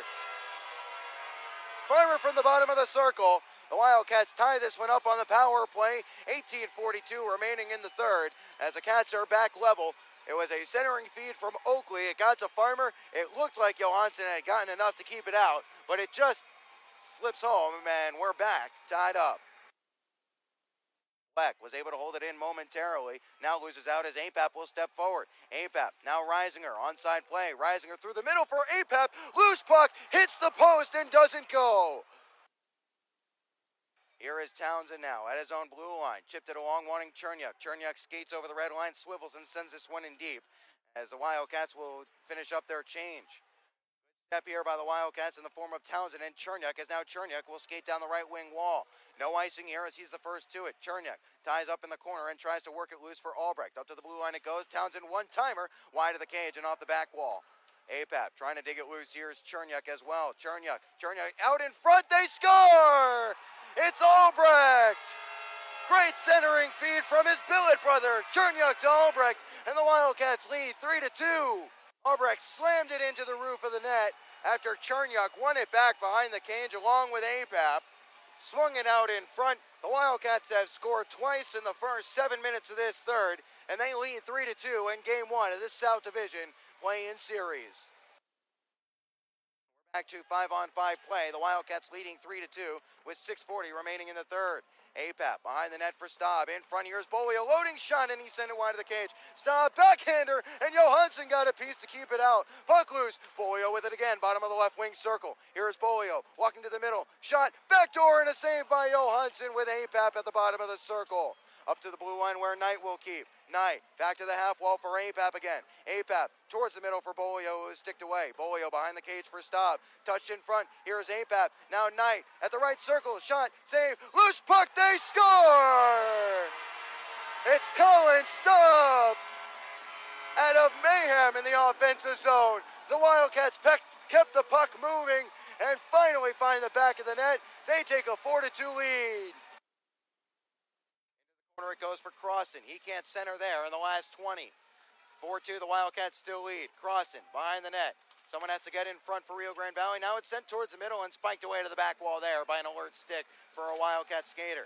Here's Crossan. One-timer blocked there bravely by Oakley. And another one-timer blocked there by Cummings. The Wildcats flip it into the neutral zone, and that'll do it. They will take Game 1 here at the Kay Yeager Coliseum. 4-2 over the Rio Grande Valley Killer Bees.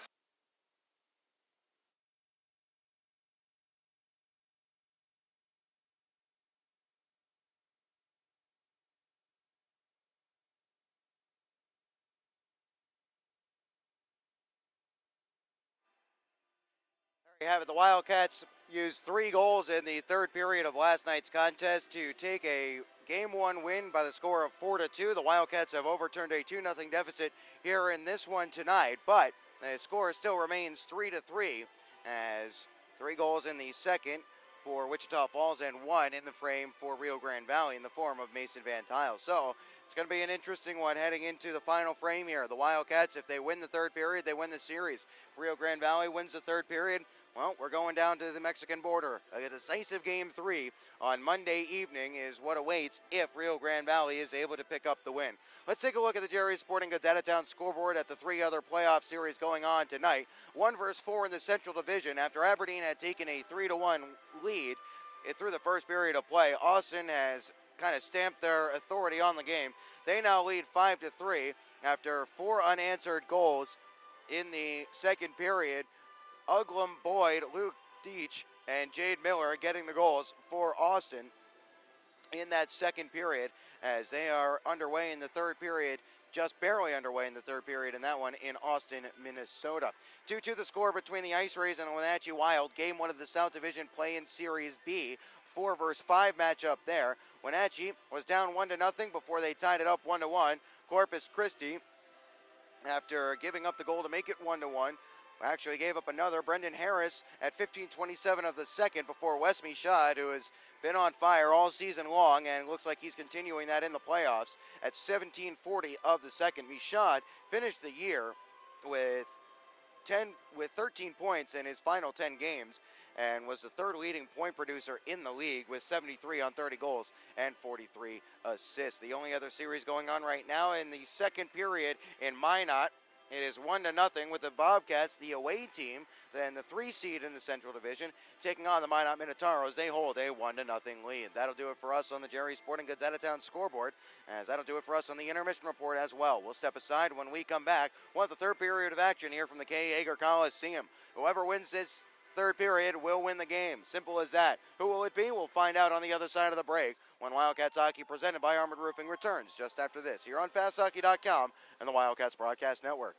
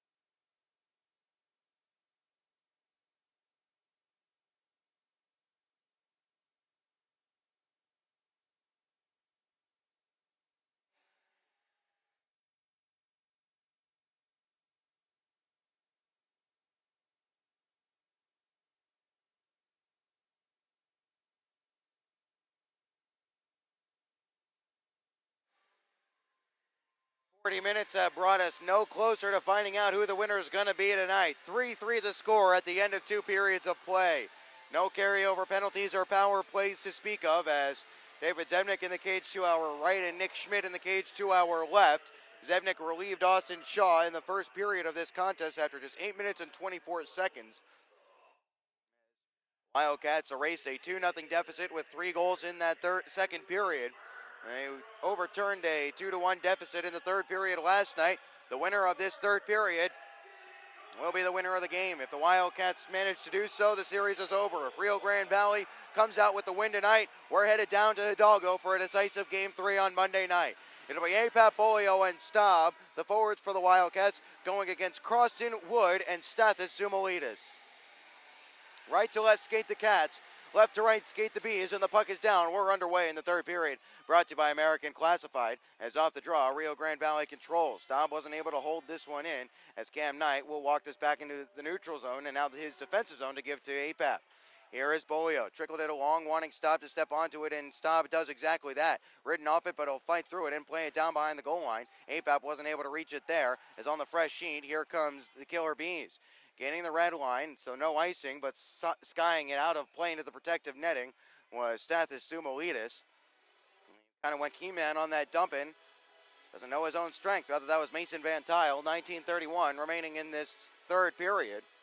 Just underway at the KYC in the final frame, or maybe it won't be the final frame. Reminder, it's the playoffs, so overtime will be of the 20-minute sudden death variety.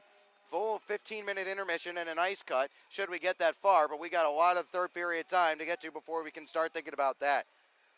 Wildcats were not able to gain the zone cleanly, so Nielsen will take it for Rio Grande Valley. Stretch play, intercepted. Farmer looks to walk this one forward. Farmer turns the corner at the right wing circle. His shot, save, rebound, as forced out of the play there was Kevin Sherazin. Loose puck in the neutral zone. This is Cherniak, swept back towards the neutral zone from his own zone as Farmer swoops onto this one and floats it down the ice. Sherazin couldn't stick it free from a Killer Bees skater in his own zone. That was Jack Weiss. As we've played just over a minute in this third. 3-3 the score on FastHockey.com and the Wildcats Broadcast Network. This one sent up to the glass from out in the neutral zone. Giraz was able to fight through the check of Kosmeski, but Kosmeski gets it right back. Wasn't able to find a teammate with it as Weiss goes towards the net. This goes wide of the cage on a knuckling puck. Towards the middle of the ice. Skated onto here by Townsend as Lorraine wasn't able to reach that one. As Lazarus flips this one forward for Albrecht. Albrecht steps onto this one here, tries to fight through the check of Gavin Cummings. Gets thrown into the wall there. Loose puck in front, and Lazarus couldn't collect it cleanly. Otherwise, Yeager would have been waiting for a pass at the hash marks. Here's Gavin Cummings. His stretch pass. Just barely ran away from a teammate. Lazarus took it from Townsend and swept it in deep as the Wildcats will come to the bench looking to start a change. Yeager, a little slow to get back to his feet here, as this is gloved down by Townsend just in front of the penalty boxes. He left it behind, though, as having to chase his back. Here's Eric Yeager, who is clearly nursing something, as this one skips towards the cage of Zevnik. Bomb, back behind the net. Looks to play it along for Falconer. It was away from his reach. Down the ice it goes. No icing, though, as Litviak will put Nilsson under some pressure. Nilsson moved it along to a teammate, though. That was Crossan, who gets it onto Parker Wood. Here is Wood. Nice step up there by Subri to force it back into the neutral zone as Nilsson tries to spin away from Litviak. His dump in was off a teammate's body, though, so Van Tile will come along. It was intercepted here as Bolio lifts this one along to the far side wall for Litviak. Here's Litviak walking in, protects, still protecting, now to the near side wall. Here is APAP, takes it off the half wall, tries to go up to the blue line. Intercepted, but Bolio picks it up. Here's Bolio now in the left wing corner. APAP, back for Bolio in the corner. APAP wants it back, gets it back, backhander for APAP, loose puck, and Schmidt makes the save as Tommy APAP never got a whole lot on that shot. 17-11 remaining in the third period. 3-3 the score as the Wildcats earn an offensive zone faceoff. Coming to the right of Nick Schmidt. In the regular season when the Wildcats were tied after two, 4-3-3. Kind of amazing when you think that it only happened 10 times out of a 60-game season they were tied after two periods of play. Rio Grande Valley, for their part in the regular season, they were 9-5-5 when tied after two. We're tied after two periods of play, washed out on a false start off the draw as APAP. And we're tied after two periods of play on March the 20th. The Wildcats would eventually take a 3-2 lead, but surrender it back as Parker Wood completed a hat trick. And in a shootout, Rio Grande Valley took the win. Off the face-off, Cook will send this one off the glass as trying to dig it loose was APAP, and he found Bolio here. Staub in front, scores! Colin Staub! 16:59 to go in the third. Colin Staub gets his second of the series, and the Wildcats lead for the first time tonight. It's 4-3. The dump in by Cook was battled for below the goal line by APAP. He worked it to Bolio. Bolio worked it into the slot for Staub. Staub rounded on it between the hash marks and sends it into the top corner, and the Wildcats lead.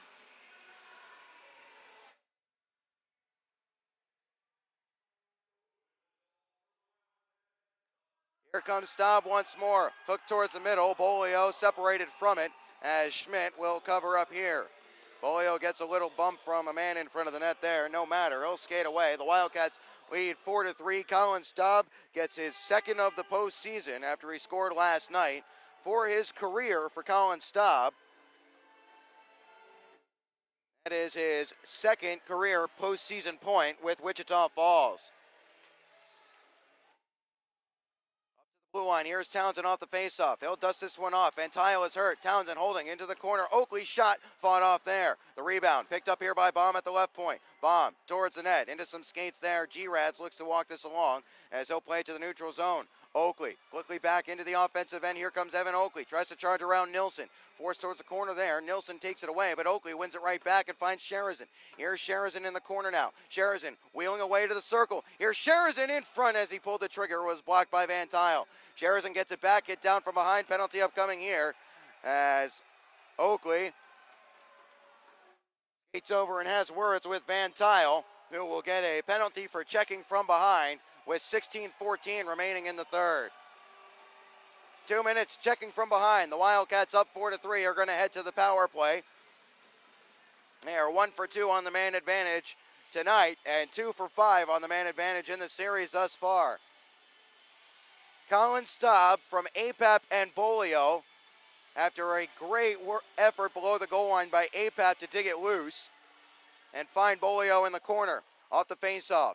Here is Matt Cook controlling at the left point. He'll walk towards the middle now as Knight to his right, dust it off, hold it as well as Cook gives it back to Bolio at the left circle. Bolio now to Staub, trying to one-time it across the crease, nobody there, or rather he fanned on it. This is Bolio at the left wing circle. He'll walk in, hold, and give to Cook. One-timer blocked in front there. It's in the paraphernalia of Zumalitis, and we'll get a whistle as it went up his jersey. 15:51 remaining in the third. As of right now, they only have an assist for Bolio.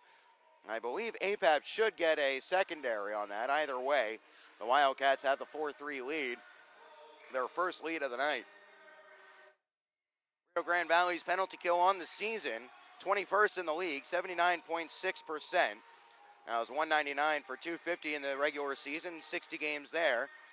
Against the Wildcats, though, 71%. The Wildcats in the regular season were 9 for 31 against Rio Grande Valley on the man advantage. Cats are on their third man advantage of the night. One back to the blue line for Matt Cook by Austin Bolio. Nice play by Cook to shake away. He'll spin to the middle and now gives to Knight, top of the right circle. Shot off a leg and goes wide.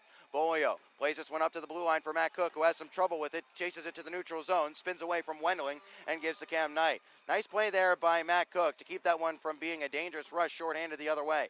Bolio sends this one off the near side glass at the half wall and charges in after it. Stop. Cats hold his own there as Cam Knight has it and gives to Cook, middle of the blue line. Here is Cook, softly towards the net, they score!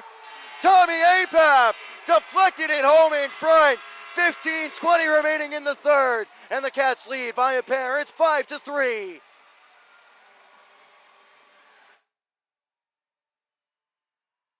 Apap tipped it in front after a shot from Matt Cook at the blue line. And the Wildcats have picked up where they left off in the second. They lead 5-3.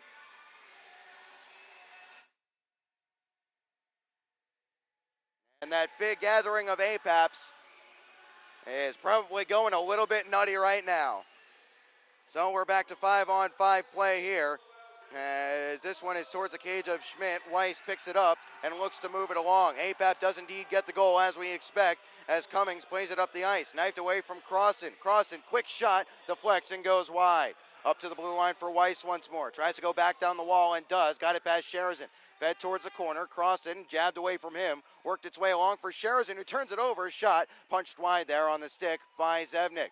Cherniak swept it, but wasn't able to get it to the neutral zone here, holding in. It's fed towards the middle, pops up into the air, glove down by Sherazin, and to the near side wall it works. Into the corner once more, fed towards the middle by Crossan. Bennett was waiting. Oakley intercepts. Look out there as he put it out of play. The Wildcats won't be able to change. Looks like everybody is okay down there. Got to keep your head up, that's for sure. 14:37 remaining in the third. The Wildcats now lead by a pair as they've struck twice in the first 5 minutes of this third frame. Colin Staub, then Tommy Apap on the power play. That is where we stand here in this third period as the Cats now lead 5-3, but Rio Grande Valley is going to throw the kitchen sink towards the net, blocked in front. Oakley flips this one into the neutral zone, comes to the bench for a change. Spike back in deep by the Killer Bees. First to it is Kosmeski. Left softly in the corner. Nice play there as ramping it along was Eric Yeager. Penalty upcoming here. Who's it going to be on? It's going to be, check that, no penalty. That was the linesman with his arm up for a delayed offside. Beg your pardon for the confusion. Guy Robbie in his own zone. Shifts it along to the left wing side. Claire into the offensive zone, now down towards the corner with it as Guy Robbie will try and dig this one loose behind the cage of Zebnik. Worked free for Yeager. Yeager to the near side half wall. Albrecht digs it loose and forces it to the neutral zone. Bell back at his own blue line, gives to Van Tile with 13:50 remaining in the third as the Wildcats lead by 2. Outlet pass for Swingle, hard into the zone off the near side wall. Zebnik will try to play this one away, turned it over, loose puck behind the net. Wendling wasn't able to take it away from Baum. Townsend, now Subri, hard pass to the near side and Albrecht over the line, plays it in towards the cage of Schmidt, who was able to steer this one wide. Stretch pass. Expect to see a lot of that from Rio Grande Valley over the next few minutes. They need to score a couple to keep their season alive. If they lose, they're done. Here is Bolio trying to step past Sumalitis, almost step past Cummings as well, as into the offensive zone, roll stop. Now APAP, left behind by everybody, and Knight wasn't able to get a stick to this one. Now here's Parker Wood. Wood into the offensive zone, drop pass to the wall, crossed and shot goes high and gets the glass. Now APAP tries to swing at this one and forces it to the neutral zone. Will it go for icing here? Yes, it will. 12:59 remaining in the third. The Wildcats have used their timeout. Keep that in mind as they lead 5-3. And a couple of things to mention as broken sticks litter the Wildcats' defensive zone. Number one, this is going to be a real test of the Wildcats' ability to close out games. Up two goals in a potential elimination game. The Wildcats had some trouble finishing off contests in the regular season. We'll see what happens here tonight. The other thing to keep an eye for Wichita Falls is that they don't throw too many numbers forward to try and get a sixth goal. Look out, Cook turns it over. Oh, but Lorraine, that's a let-off for Matt Cook as Lorraine had it run under his stick. Could have been dangerous. As coming back in, here's Dallas G-Rads. G-Rads around behind the net it goes. First to it here is Matt Cook in the near side corner. Sticked along there, but it's given away to Lorraine. Lorraine trying to walk in. Now Lorraine in the corner. Sent towards the middle. Here is Cummings towards the net. Blocked in front. Now it's Nielsen wheeling towards the right circle. Shot. Save. Oh, it hit the post. For the third time tonight, the Killer Bees have rang the iron. This will be an icing against the Wildcats again. 12:22 remaining in the third. Those are the margins. Inches one way or another. And Rio Grande Valley could be looking at an entirely different game. Sewell, the referee, right on top of that one to wave it off immediately as it rang the iron to the right of Zebnik. Wildcats need to get a change on here. This unit, at the very least, Matt Cook and Cam Knight, have been out there for quite some time. Off the face-off, one to the point. Still lots of time here. Weiss towards the net goes wide there, as lots of time for Rio Grande Valley if they play this one smart. Here's Van Tile. Fed towards the middle there. Down the wall it goes as this is Weiss playing it in front. Penalty upcoming here, and it'll be against the Wildcats. Who will it be on? I think it might go against Kevin Sherizan. No, it'll go against Colin Staub for a trip, as some tired legs resulted in that one. Wildcats led to the Gilmore's Collision Center penalty kill. They're 2 for 2, shorthanded tonight. Rio Grande Valley desperately needing to find the back of the net here. They trail 5-3 with 12:06 remaining in game 2. Farmer to take the draw to the left of Zebnik. Farmer won it clean. Oakley spins around and flings this one all the way down the ice. Good start to the Gilmore's Collision Center penalty kill for the Wildcats, their third of the evening. Colin Staub and Tommy Apap, 2 goals in the first 4:40 of this third, has the Wildcats up 2, but here's Bleck towards the net, glove down after it was partially canceled out, and Zebnik will get the whistle. The goals came 1 minute and 39 seconds apart. The Wildcats had struck first on Colin Staub of the third at 3:01 of the third. After a checking from behind call to Mason Van Tile, the Wildcats wasted no time on the man advantage as they made it 5-3. That is where we stand with a face-off coming in the neutral zone, and the Wildcats shorthanded for the next minute 42. Joe Coombs wanting an explanation why this one is going to be moved into the neutral zone. Best guess would be that a Rio Grande Valley skater, one of the defensemen or one of the guys at the blue line, skated down to join in whatever little scrum was there. Either way, in the neutral zone, the faceoff is won here for Weiss to skate over the blue line, but it's an offside play. as he was looking right along the line the entire time. Looked like he wanted to dump it in at least once. Decided to carry it in and carried it in offside.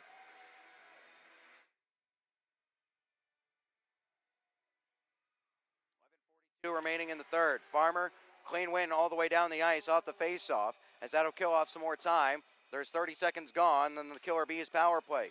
Cummings plays this one in onside as it runs all the way around from the near side to the far. Trying to dig it loose over there, free from G-Rads, was Cam Knight. Still it's tied up as G-Rads tries to step loose, tumbles down to the ice, loses possession, but Crossan was there to support. To the blue line, Weiss. Now it's Cummings. Now back to Crossan, left circle, holds on it, near side pass, and a good stick by Evan Oakley, canceled that one to the glass.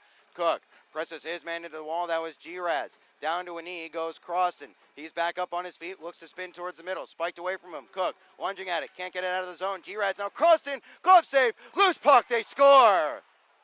Stathis Sumalitis makes it 5-4, 10:57 remaining in the third. As the Wildcats had been running around a little bit, they couldn't get it clear. All of that had the result of some prolonged offensive pressure by the Bees, a couple of back-to-back icings, as the Wildcats' lead is now 1.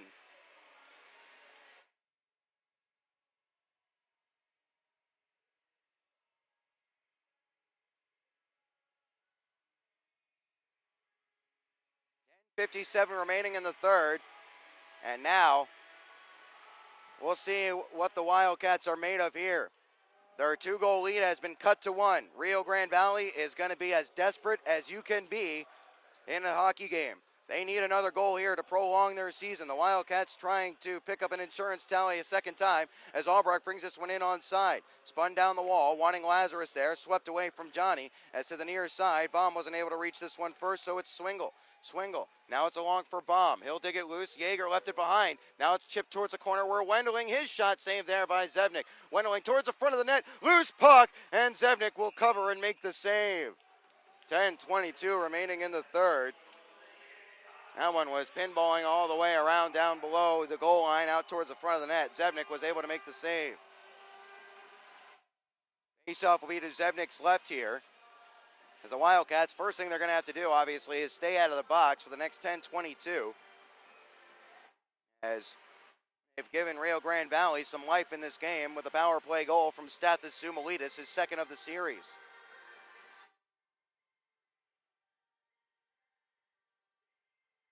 Off the draw, here is Apap, canceled out, turned it over towards the net. Backhander now, spin around, shot flashes wide of the cage from Cam Black. I don't think Zevnik saw that one. This is Kosmeski. He'll chip it down the ice, no icing here. Staub chasing down Kevin Clare as Clare swept it along to the back wall. Weiss under pressure here from Bolio and Staub. Lorraine back to support behind the cage as he'll move it along, but Cherniak will try to hold it at the right wing at the right point. He did so, but only momentarily, as now this is G-Rads. Offensive zone comes G-Rads. Shot blocked away there as Colin Staub will pick this one up and trickle it down the ice. Will not go for icing here. 9:45 remaining in the third. Here comes Black. Onside play, just barely. Black, his shot canceled out here to the near side of Karams for Parker Wood. Wood pressed into the wall here by Oakley. Picking it up, here's Lorraine. One-timer, Zevnik makes a save and sweeps it away for Cam Knight. Knight, hard off the back glass. Having some trouble with it here, Sherazin. He can't dig it loose. On his second attempt, still the Wildcats can't clear. Now, they'll send this one down the ice. Will it be icing, though, or will they wave it off? They'll wave it off as it comes up just short of the end line. The Wildcats need to be clear, or need to be secure with their clearing attempts. Can't try and poke it and go. They have to make sure the puck leaves the defensive zone before they start trying to skate forward. Here is Kevin Sherazin on his backhand. He'll play this one in deep. Oakley charging down from the right wing wall into the corner. He'll run. Can't get there first as Stathis Sumalitis was the first to it. Chipped along, here's Parker Wood in the offensive zone. Can't walk around Matt Cook. Left behind, though. Sherazin stands his man up as Farmer will sweep it along. Matt Cook in the near side. Stumbled on it momentarily. Now hooks it along. Wildcats can't clear as Swingle holds his own. Swingle tries to step around Matt Cook. Cook sealed him off well as Farmer picks up a loose puck. Farmer floats this one into the neutral zone at the blue line as Clare knocked it back to Van Tile. Wildcats are working on a change in the last 8:30 of this third period. Gaining the zone across the far side, it's Lorraine. Lorraine, now rather Guy Robbie. His shot from an acute angle is covered up by Zevnik. 8:24 remaining in this third. The Wildcats took a 5-3 lead in this third period on goals from Staub and Tommy Apap. But a power play goal from Stathis Zumalitis has made it 5-4. Zumalitis on the power play from Croston. And Dallas G-Rads at 9:03 of the third. We have just over 8 minutes remaining here as the Wildcats trying to see this one out. They have a 1-0 lead in this best-of-3 series. If they win, it's over. If Rio Grande Valley wins, we have a Game 3 on Monday. When we get back to play, face-off will be to the right of David Zevnik. Wildcats have used their timeout. Rio Grande Valley has not.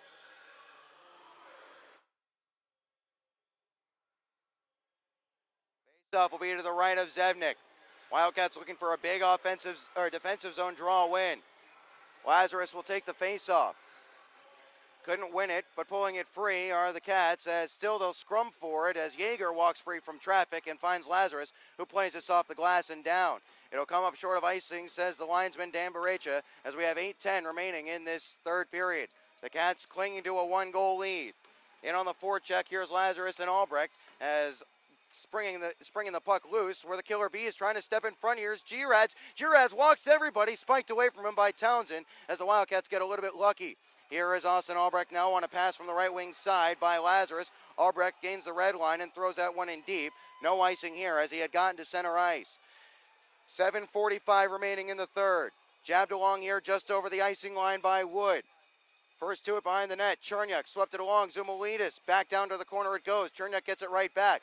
Oh, hit hard into the wall there. Penalty upcoming against the Killer Bees as this is Colin Saab. Zevnik comes to the bench for an extra attacker on a delayed penalty. Kosmeski gains his own. Has guys in the middle. Here's Kosmeski, saved by Nick Schmidt, as touching up behind the net is Nilsson. 7:20 remaining in the third. The Wildcats are up 5-4. They'll head to the power play as Cherniak was hit down from behind the net. As skating over to the box looks to be Parker Wood. So the Cats will have 2 minutes of power play time, checking from behind against Parker Wood. The Wildcats 2 for 3 on the power play tonight. They would love to make it 3 for 4 and get themselves another insurance tally. Faceoff will be to the left of Schmidt. If nothing else, this will kill off a couple more minutes as the Wildcats will try to get some prolonged offensive zone time here. While Rio Grande Valley will be looking to, when they can, spring a guy shorthanded. Bolio holds in off the faceoff. Spins away from a check of G-Rads. Now at the half wall, will go up to the point for Matt Cook. Here is Cook. Now it's Cam Knight at the right circle. Knight back to Cook, middle of the blue line. Walking in, holds on a slap shot. Now Bolio tries to collect here. It was in his skates. Has some trouble with the puck, but he'll play it down behind the net for Staub. Staub, Apep in front, canceled out. Bolio following up, his shot blocked again. Now it's Knight, and the right wing circle. He'll curl back, look to go to the point with it, and finds Matt Cook. Here is Cook. Now it's Bolio, top of the left wing circle. Bolio dusting it off to the corner for Staub. Now here's Staub. He'll trade places with Bolio. In the circle, he'll give to Bolio at the goal line as Bolio swirls back to the top of the circle again. Now it's Matt Cook. Bolio, as the Cats are being deliberate with it. Bolio's shot fought off there by Nick Schmidt as the goal judge was fooled. Staub tries to hold the zone. Did so momentarily, but on a second attempt, Claire sweeps this one down the ice. 6:20 remaining in the third. A minute remaining on the Wildcats power play. 12:40 of the third period. Parker Wood gets a checking from behind call. 2 minutes as Townsend gives this for Nick Farmer. Farmer skates from the left wing side to the middle of the ice. Over the red line, he'll skate and play it in deep. Schmidt trying to leave it there for a teammate. This will be cleared all the way down the ice. Chasing it down, here is Stathis Zumalitis as Zevnik will spin this one away and give to Cherniak. Cherniak goes back behind for Townsend as Townsend will look to start the breakout in the last 6 minutes as the Cats lead 5-4. Here is Sherazin. Wildcats are on the power play. Sherazin goes down to the ice. Townsend picks up the loose puck, puts on the brakes, protects, and spins down the wall with it. Bell the first to it here for Rio Grande Valley.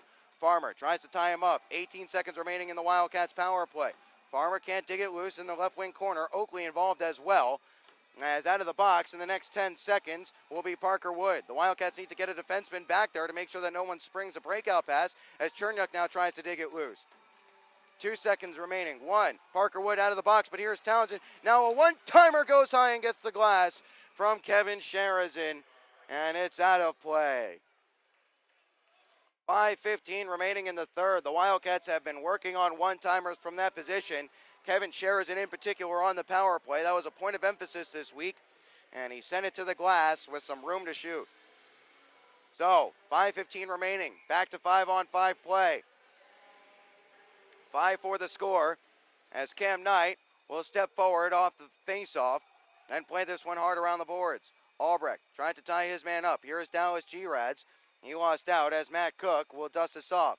Tries to find Yeager. Instead, Albrecht digs it loose. Loses out to Cummings in front of the bench area of the Rio Grande Valley Killer Bees as we're inside the last 5 minutes of this third period. This is Albrecht. Flings this one into the offensive zone, wanting Lazarus to go and pursue. Stepping away from Lazarus and getting a bump from Albrecht was Guy Robbie. As walking in, here come the Killer Bees. Swatted away by Matt Cook to the neutral zone it goes. Albrecht flings it cross ice, wanting Lazarus. Lazarus steps up, tries to play this one in deep. Couldn't find a teammate there. He'll knife it out of midair in front of the penalty boxes and serve back along. They'll come to the bench for a change. Bomb, Staub, APAP out there for the Wildcats with 4:20 remaining in this third, and the Cats leading 5-4.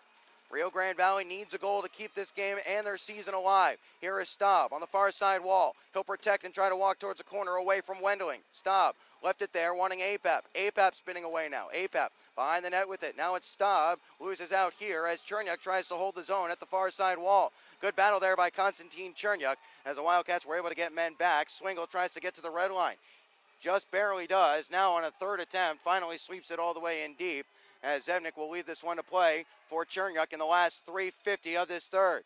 Floated down the ice here. Someone got a touch to it. That was Weiss. Staub was chasing after it. He'll call back to the bench for a change. Headman pass. This is Stathis Sumalidis. He'll play this one in deep wide of the cage. Matt Cook, the first to it for the Cats. Runs it into the neutral zone. Just barely skips over the blue line as Oakley can't step over the red line with the puck. Here is Jack Weiss. 3:30 remaining in this third period, and the Wildcats leading 5-4 in Game 2 of the South Division Playoff Series. Here is Parker Wood trying to walk his way around Matt Cook. Oakley has some trouble with it. Cook has it again, clears but not out. Van Tile holds in towards the net, blocked down, and just gets to the neutral zone off the leg of either Sheridan or Oakley. 3:10 remaining in the third. Here's Van Tile. Played in deep here. It's behind the cage of Zevnik. He'll leave it there for Matt Cook. Cook stepping away from the forechecking Black. He'll look to bank this one along. Led softly down the ice. Wanting Lazarus to hold the zone. Lazarus does that momentarily inside the last 3 minutes of this contest. Punched away. Here is Albrecht walking into the offensive zone. Sealed off along the left wing wall. He'll skate through the check. Feeds it towards the middle. It was blocked in front by Lazarus. 2:40 remaining in the third. Black charging down the right wing wall. Tries to get around Kosmeski and does. Here's Black. Wraparound chance. Tries to play up to the blue line. Turnaround shot is blocked here. 2:30 remaining in the third. Here is Crossan walking in front. Save. Loose puck. Yeager clears it away from danger. Howden did it not go. And he'll hammer it down the ice towards the cage of Schmidt, but goes just wide.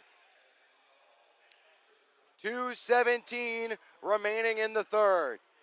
The Wildcats have used their timeout. They have iced the puck.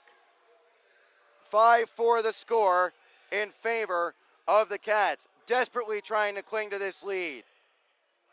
Face-off will be to the right of David Zevnik.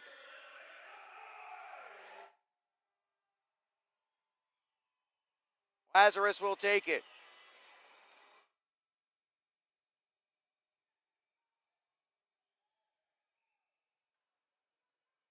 And a timeout taken by Rio Grande Valley. Tough decision there for Joe Coombs, the head coach of the Killer Bees, because on the one hand, with 2:17 remaining in the game and potentially your season, you want to get your best players out there. You want to draw something up. But at the same time, you don't want to give the Wildcats some extra rest after they had been guilty of icing. But he elected to take the timeout as the Wildcats are clinging to a 5-4 lead. They've scored 2 in the third. Stathis Sumalidis scored on the power play to make it 5-4 at 9:03 of the third. Since then, the Wildcats have been trying to repel everything that Rio Grande Valley throws their way. Question now is, when will Schmidt be pulled for the extra attacker?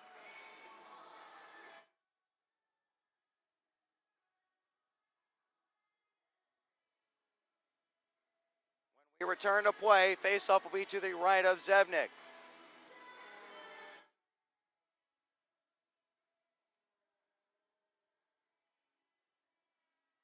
For now, it appears that Schmidt will remain in his cage. Well, now he's swinging over the bench. So, net empty. 6 attackers on for Rio Grande Valley. 2:17 remaining in the third. Wildcats up 5-4. Game 2, looking to clinch this play-in round. They still have some work to do. APAP to take the draw to the right of Zevnik. Cage empty to our left.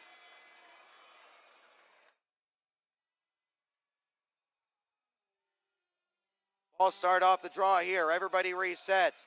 Now the Wildcats can't force this one out of the zone. Weiss towards the net, goes high and gets the glass. Follow-up attempt. Here's Crossan to the blue line.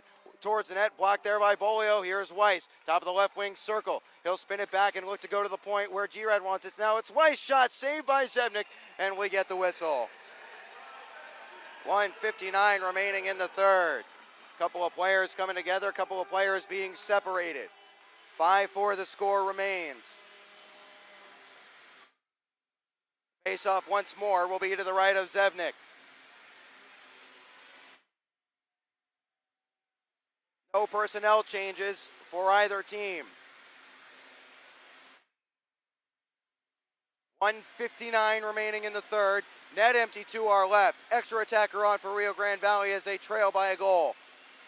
Face off. Again, it's won by the Bees. Shot off of Zevnik's shoulder. Caroms towards Austin Bolio. He'll chip it to the neutral zone. Has the net empty in front. Here's Bolio, who drops it for APAP. APAP leaves it behind, and it goes out of play into the bench of the Bees.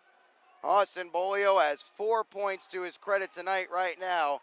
Was looking for an empty netter, which would have made it a 5th point. So, nonetheless, 12 more seconds tick away. This will force Nick Schmidt to return to his crease as the faceoff is in the neutral zone. APAP kicked this one along for Bolio. Wildcats send this one in. Schmidt steers this wide off a shot from Bolio, who curls to the bench as the Wildcats will reset and drop back and let Rio Grande Valley rush forward. Here comes Schmidt to the bench. Here comes Bleck into the offensive zone. Played it towards the corner. Stop. First to it here. Tries to tie it up behind the net. Last 90 seconds. Here is Townsend. Net is empty. Townsend trying to get to the red line. Sealed off it here. Loose puck. Caroming around. It's into the neutral zone. Farmer with it. He'll step forward. Bouncing puck. He can't settle towards the net, and it's just wide. 70 seconds remaining. No icing. 5-4. It's left behind briefly by Weiss. The Bees have to get up ice. Here comes Weiss. It's along for Parker Wood. He wasn't able to get it into the zone. The Wildcats send it back down. Will it be icing? Yes, it will. Last minute of play in the third period. 56.5 seconds remaining. Everybody getting on their feet here at the KYC.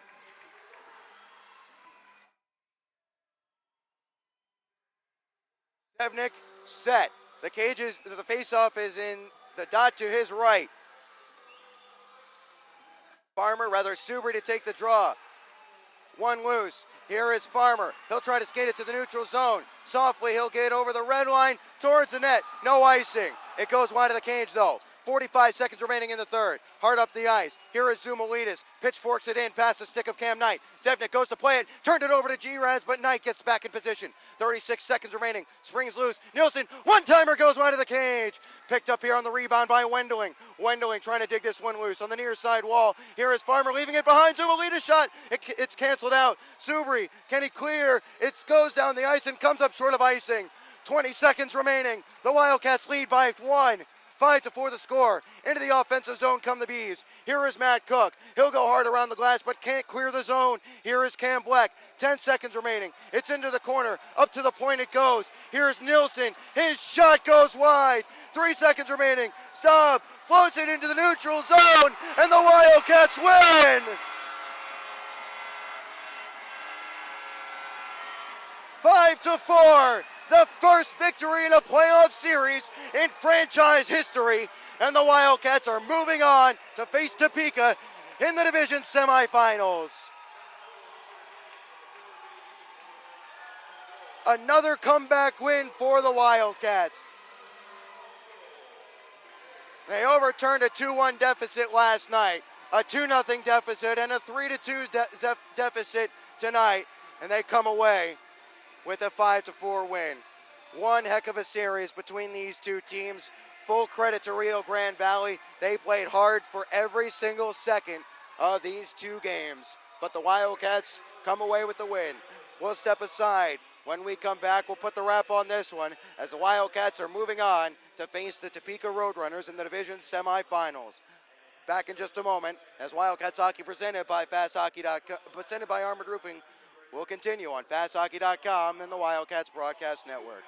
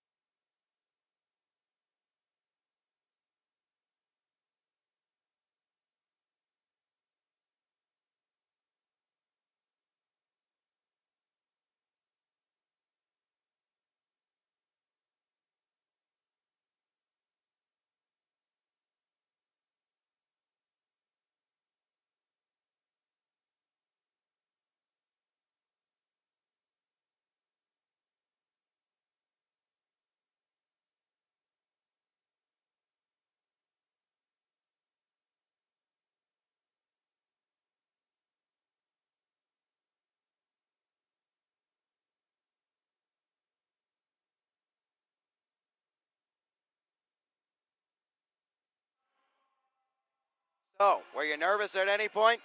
Back here at the Kay Yeager Coliseum, putting the wrap on an exhilarating playoff hockey game that sees the Wildcats overturn a 2-0 deficit and take a 5-4 win for their first ever playoff series victory in franchise history. Best of 3, best of 5, no matter. The Wildcats are moving on to the next round to take on the Topeka Roadrunners in the South Division semifinals. And I'm going to harken back to something I said back at the end of February when the Wildcats were on their way home from Topeka. If that was going to be a playoff preview, yes, please. Looks like I'm getting my wish.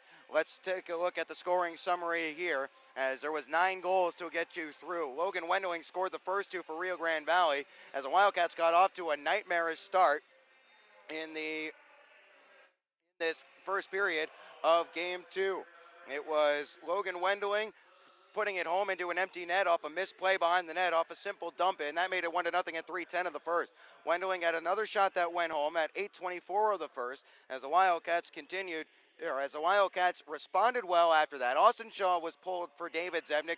Zevnik very strong for the Wildcats, making 19 saves on 21 shots in relief. He is tonight's number 3 star, getting a nice round of applause and a big smile on the face of one David Zevnik, the Minnesota native, skates off the ice after tossing his t-shirt into the stand. In the second period, the Wildcats got going pretty early on, and they made no mistake once they got the ball rolling. First, it was Matt Cook on the power play at 2:02 of the second period. Out of a mayhem and a pile-up in front of the net, it was sprung loose to the blue line. Matt Cook wristed that one from seeing all the mayhem and the traffic in front. Matt Cook just wristed it on net, got it on frame, and got it past Nick Schmidt to make it 2-1.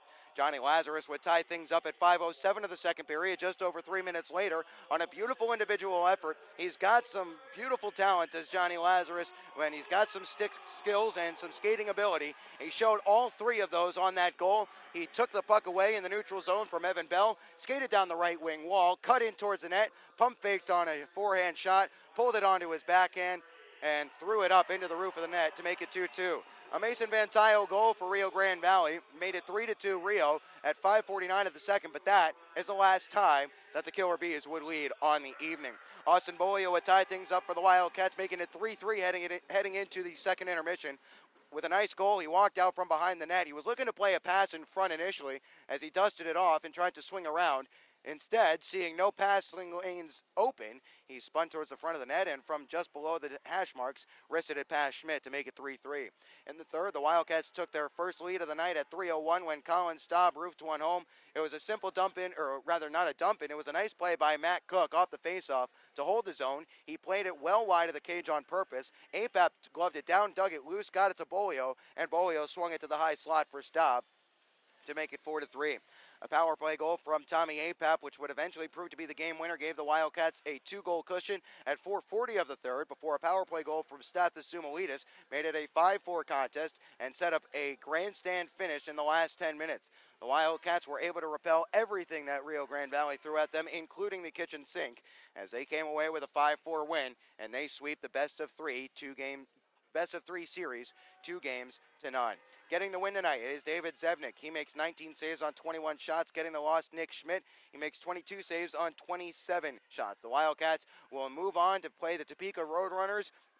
Dates and times have yet to be confirmed. However, what we will say is that we are expecting those games and that series to begin on the 10th and 11th of April, so next Friday and Saturday. But the best way to find out when those games are going to be, keep it tuned to WFWildcatsHockey.com and keep following us on Facebook, Twitter, and Instagram at WF Wildcats for all the latest news and notes as the Wildcats will move on for a matchup against the rival, Topeka. Until the next broadcast, I'm Ben Horner saying thanks so much for joining us on this playoff edition of Wildcats Hockey presented by Armored Roofing. We hope you enjoyed yourself. I know I did. Until we next speak again, I'm Ben Horner from all of us here at the Wildcats saying have a good night, everybody, and take care.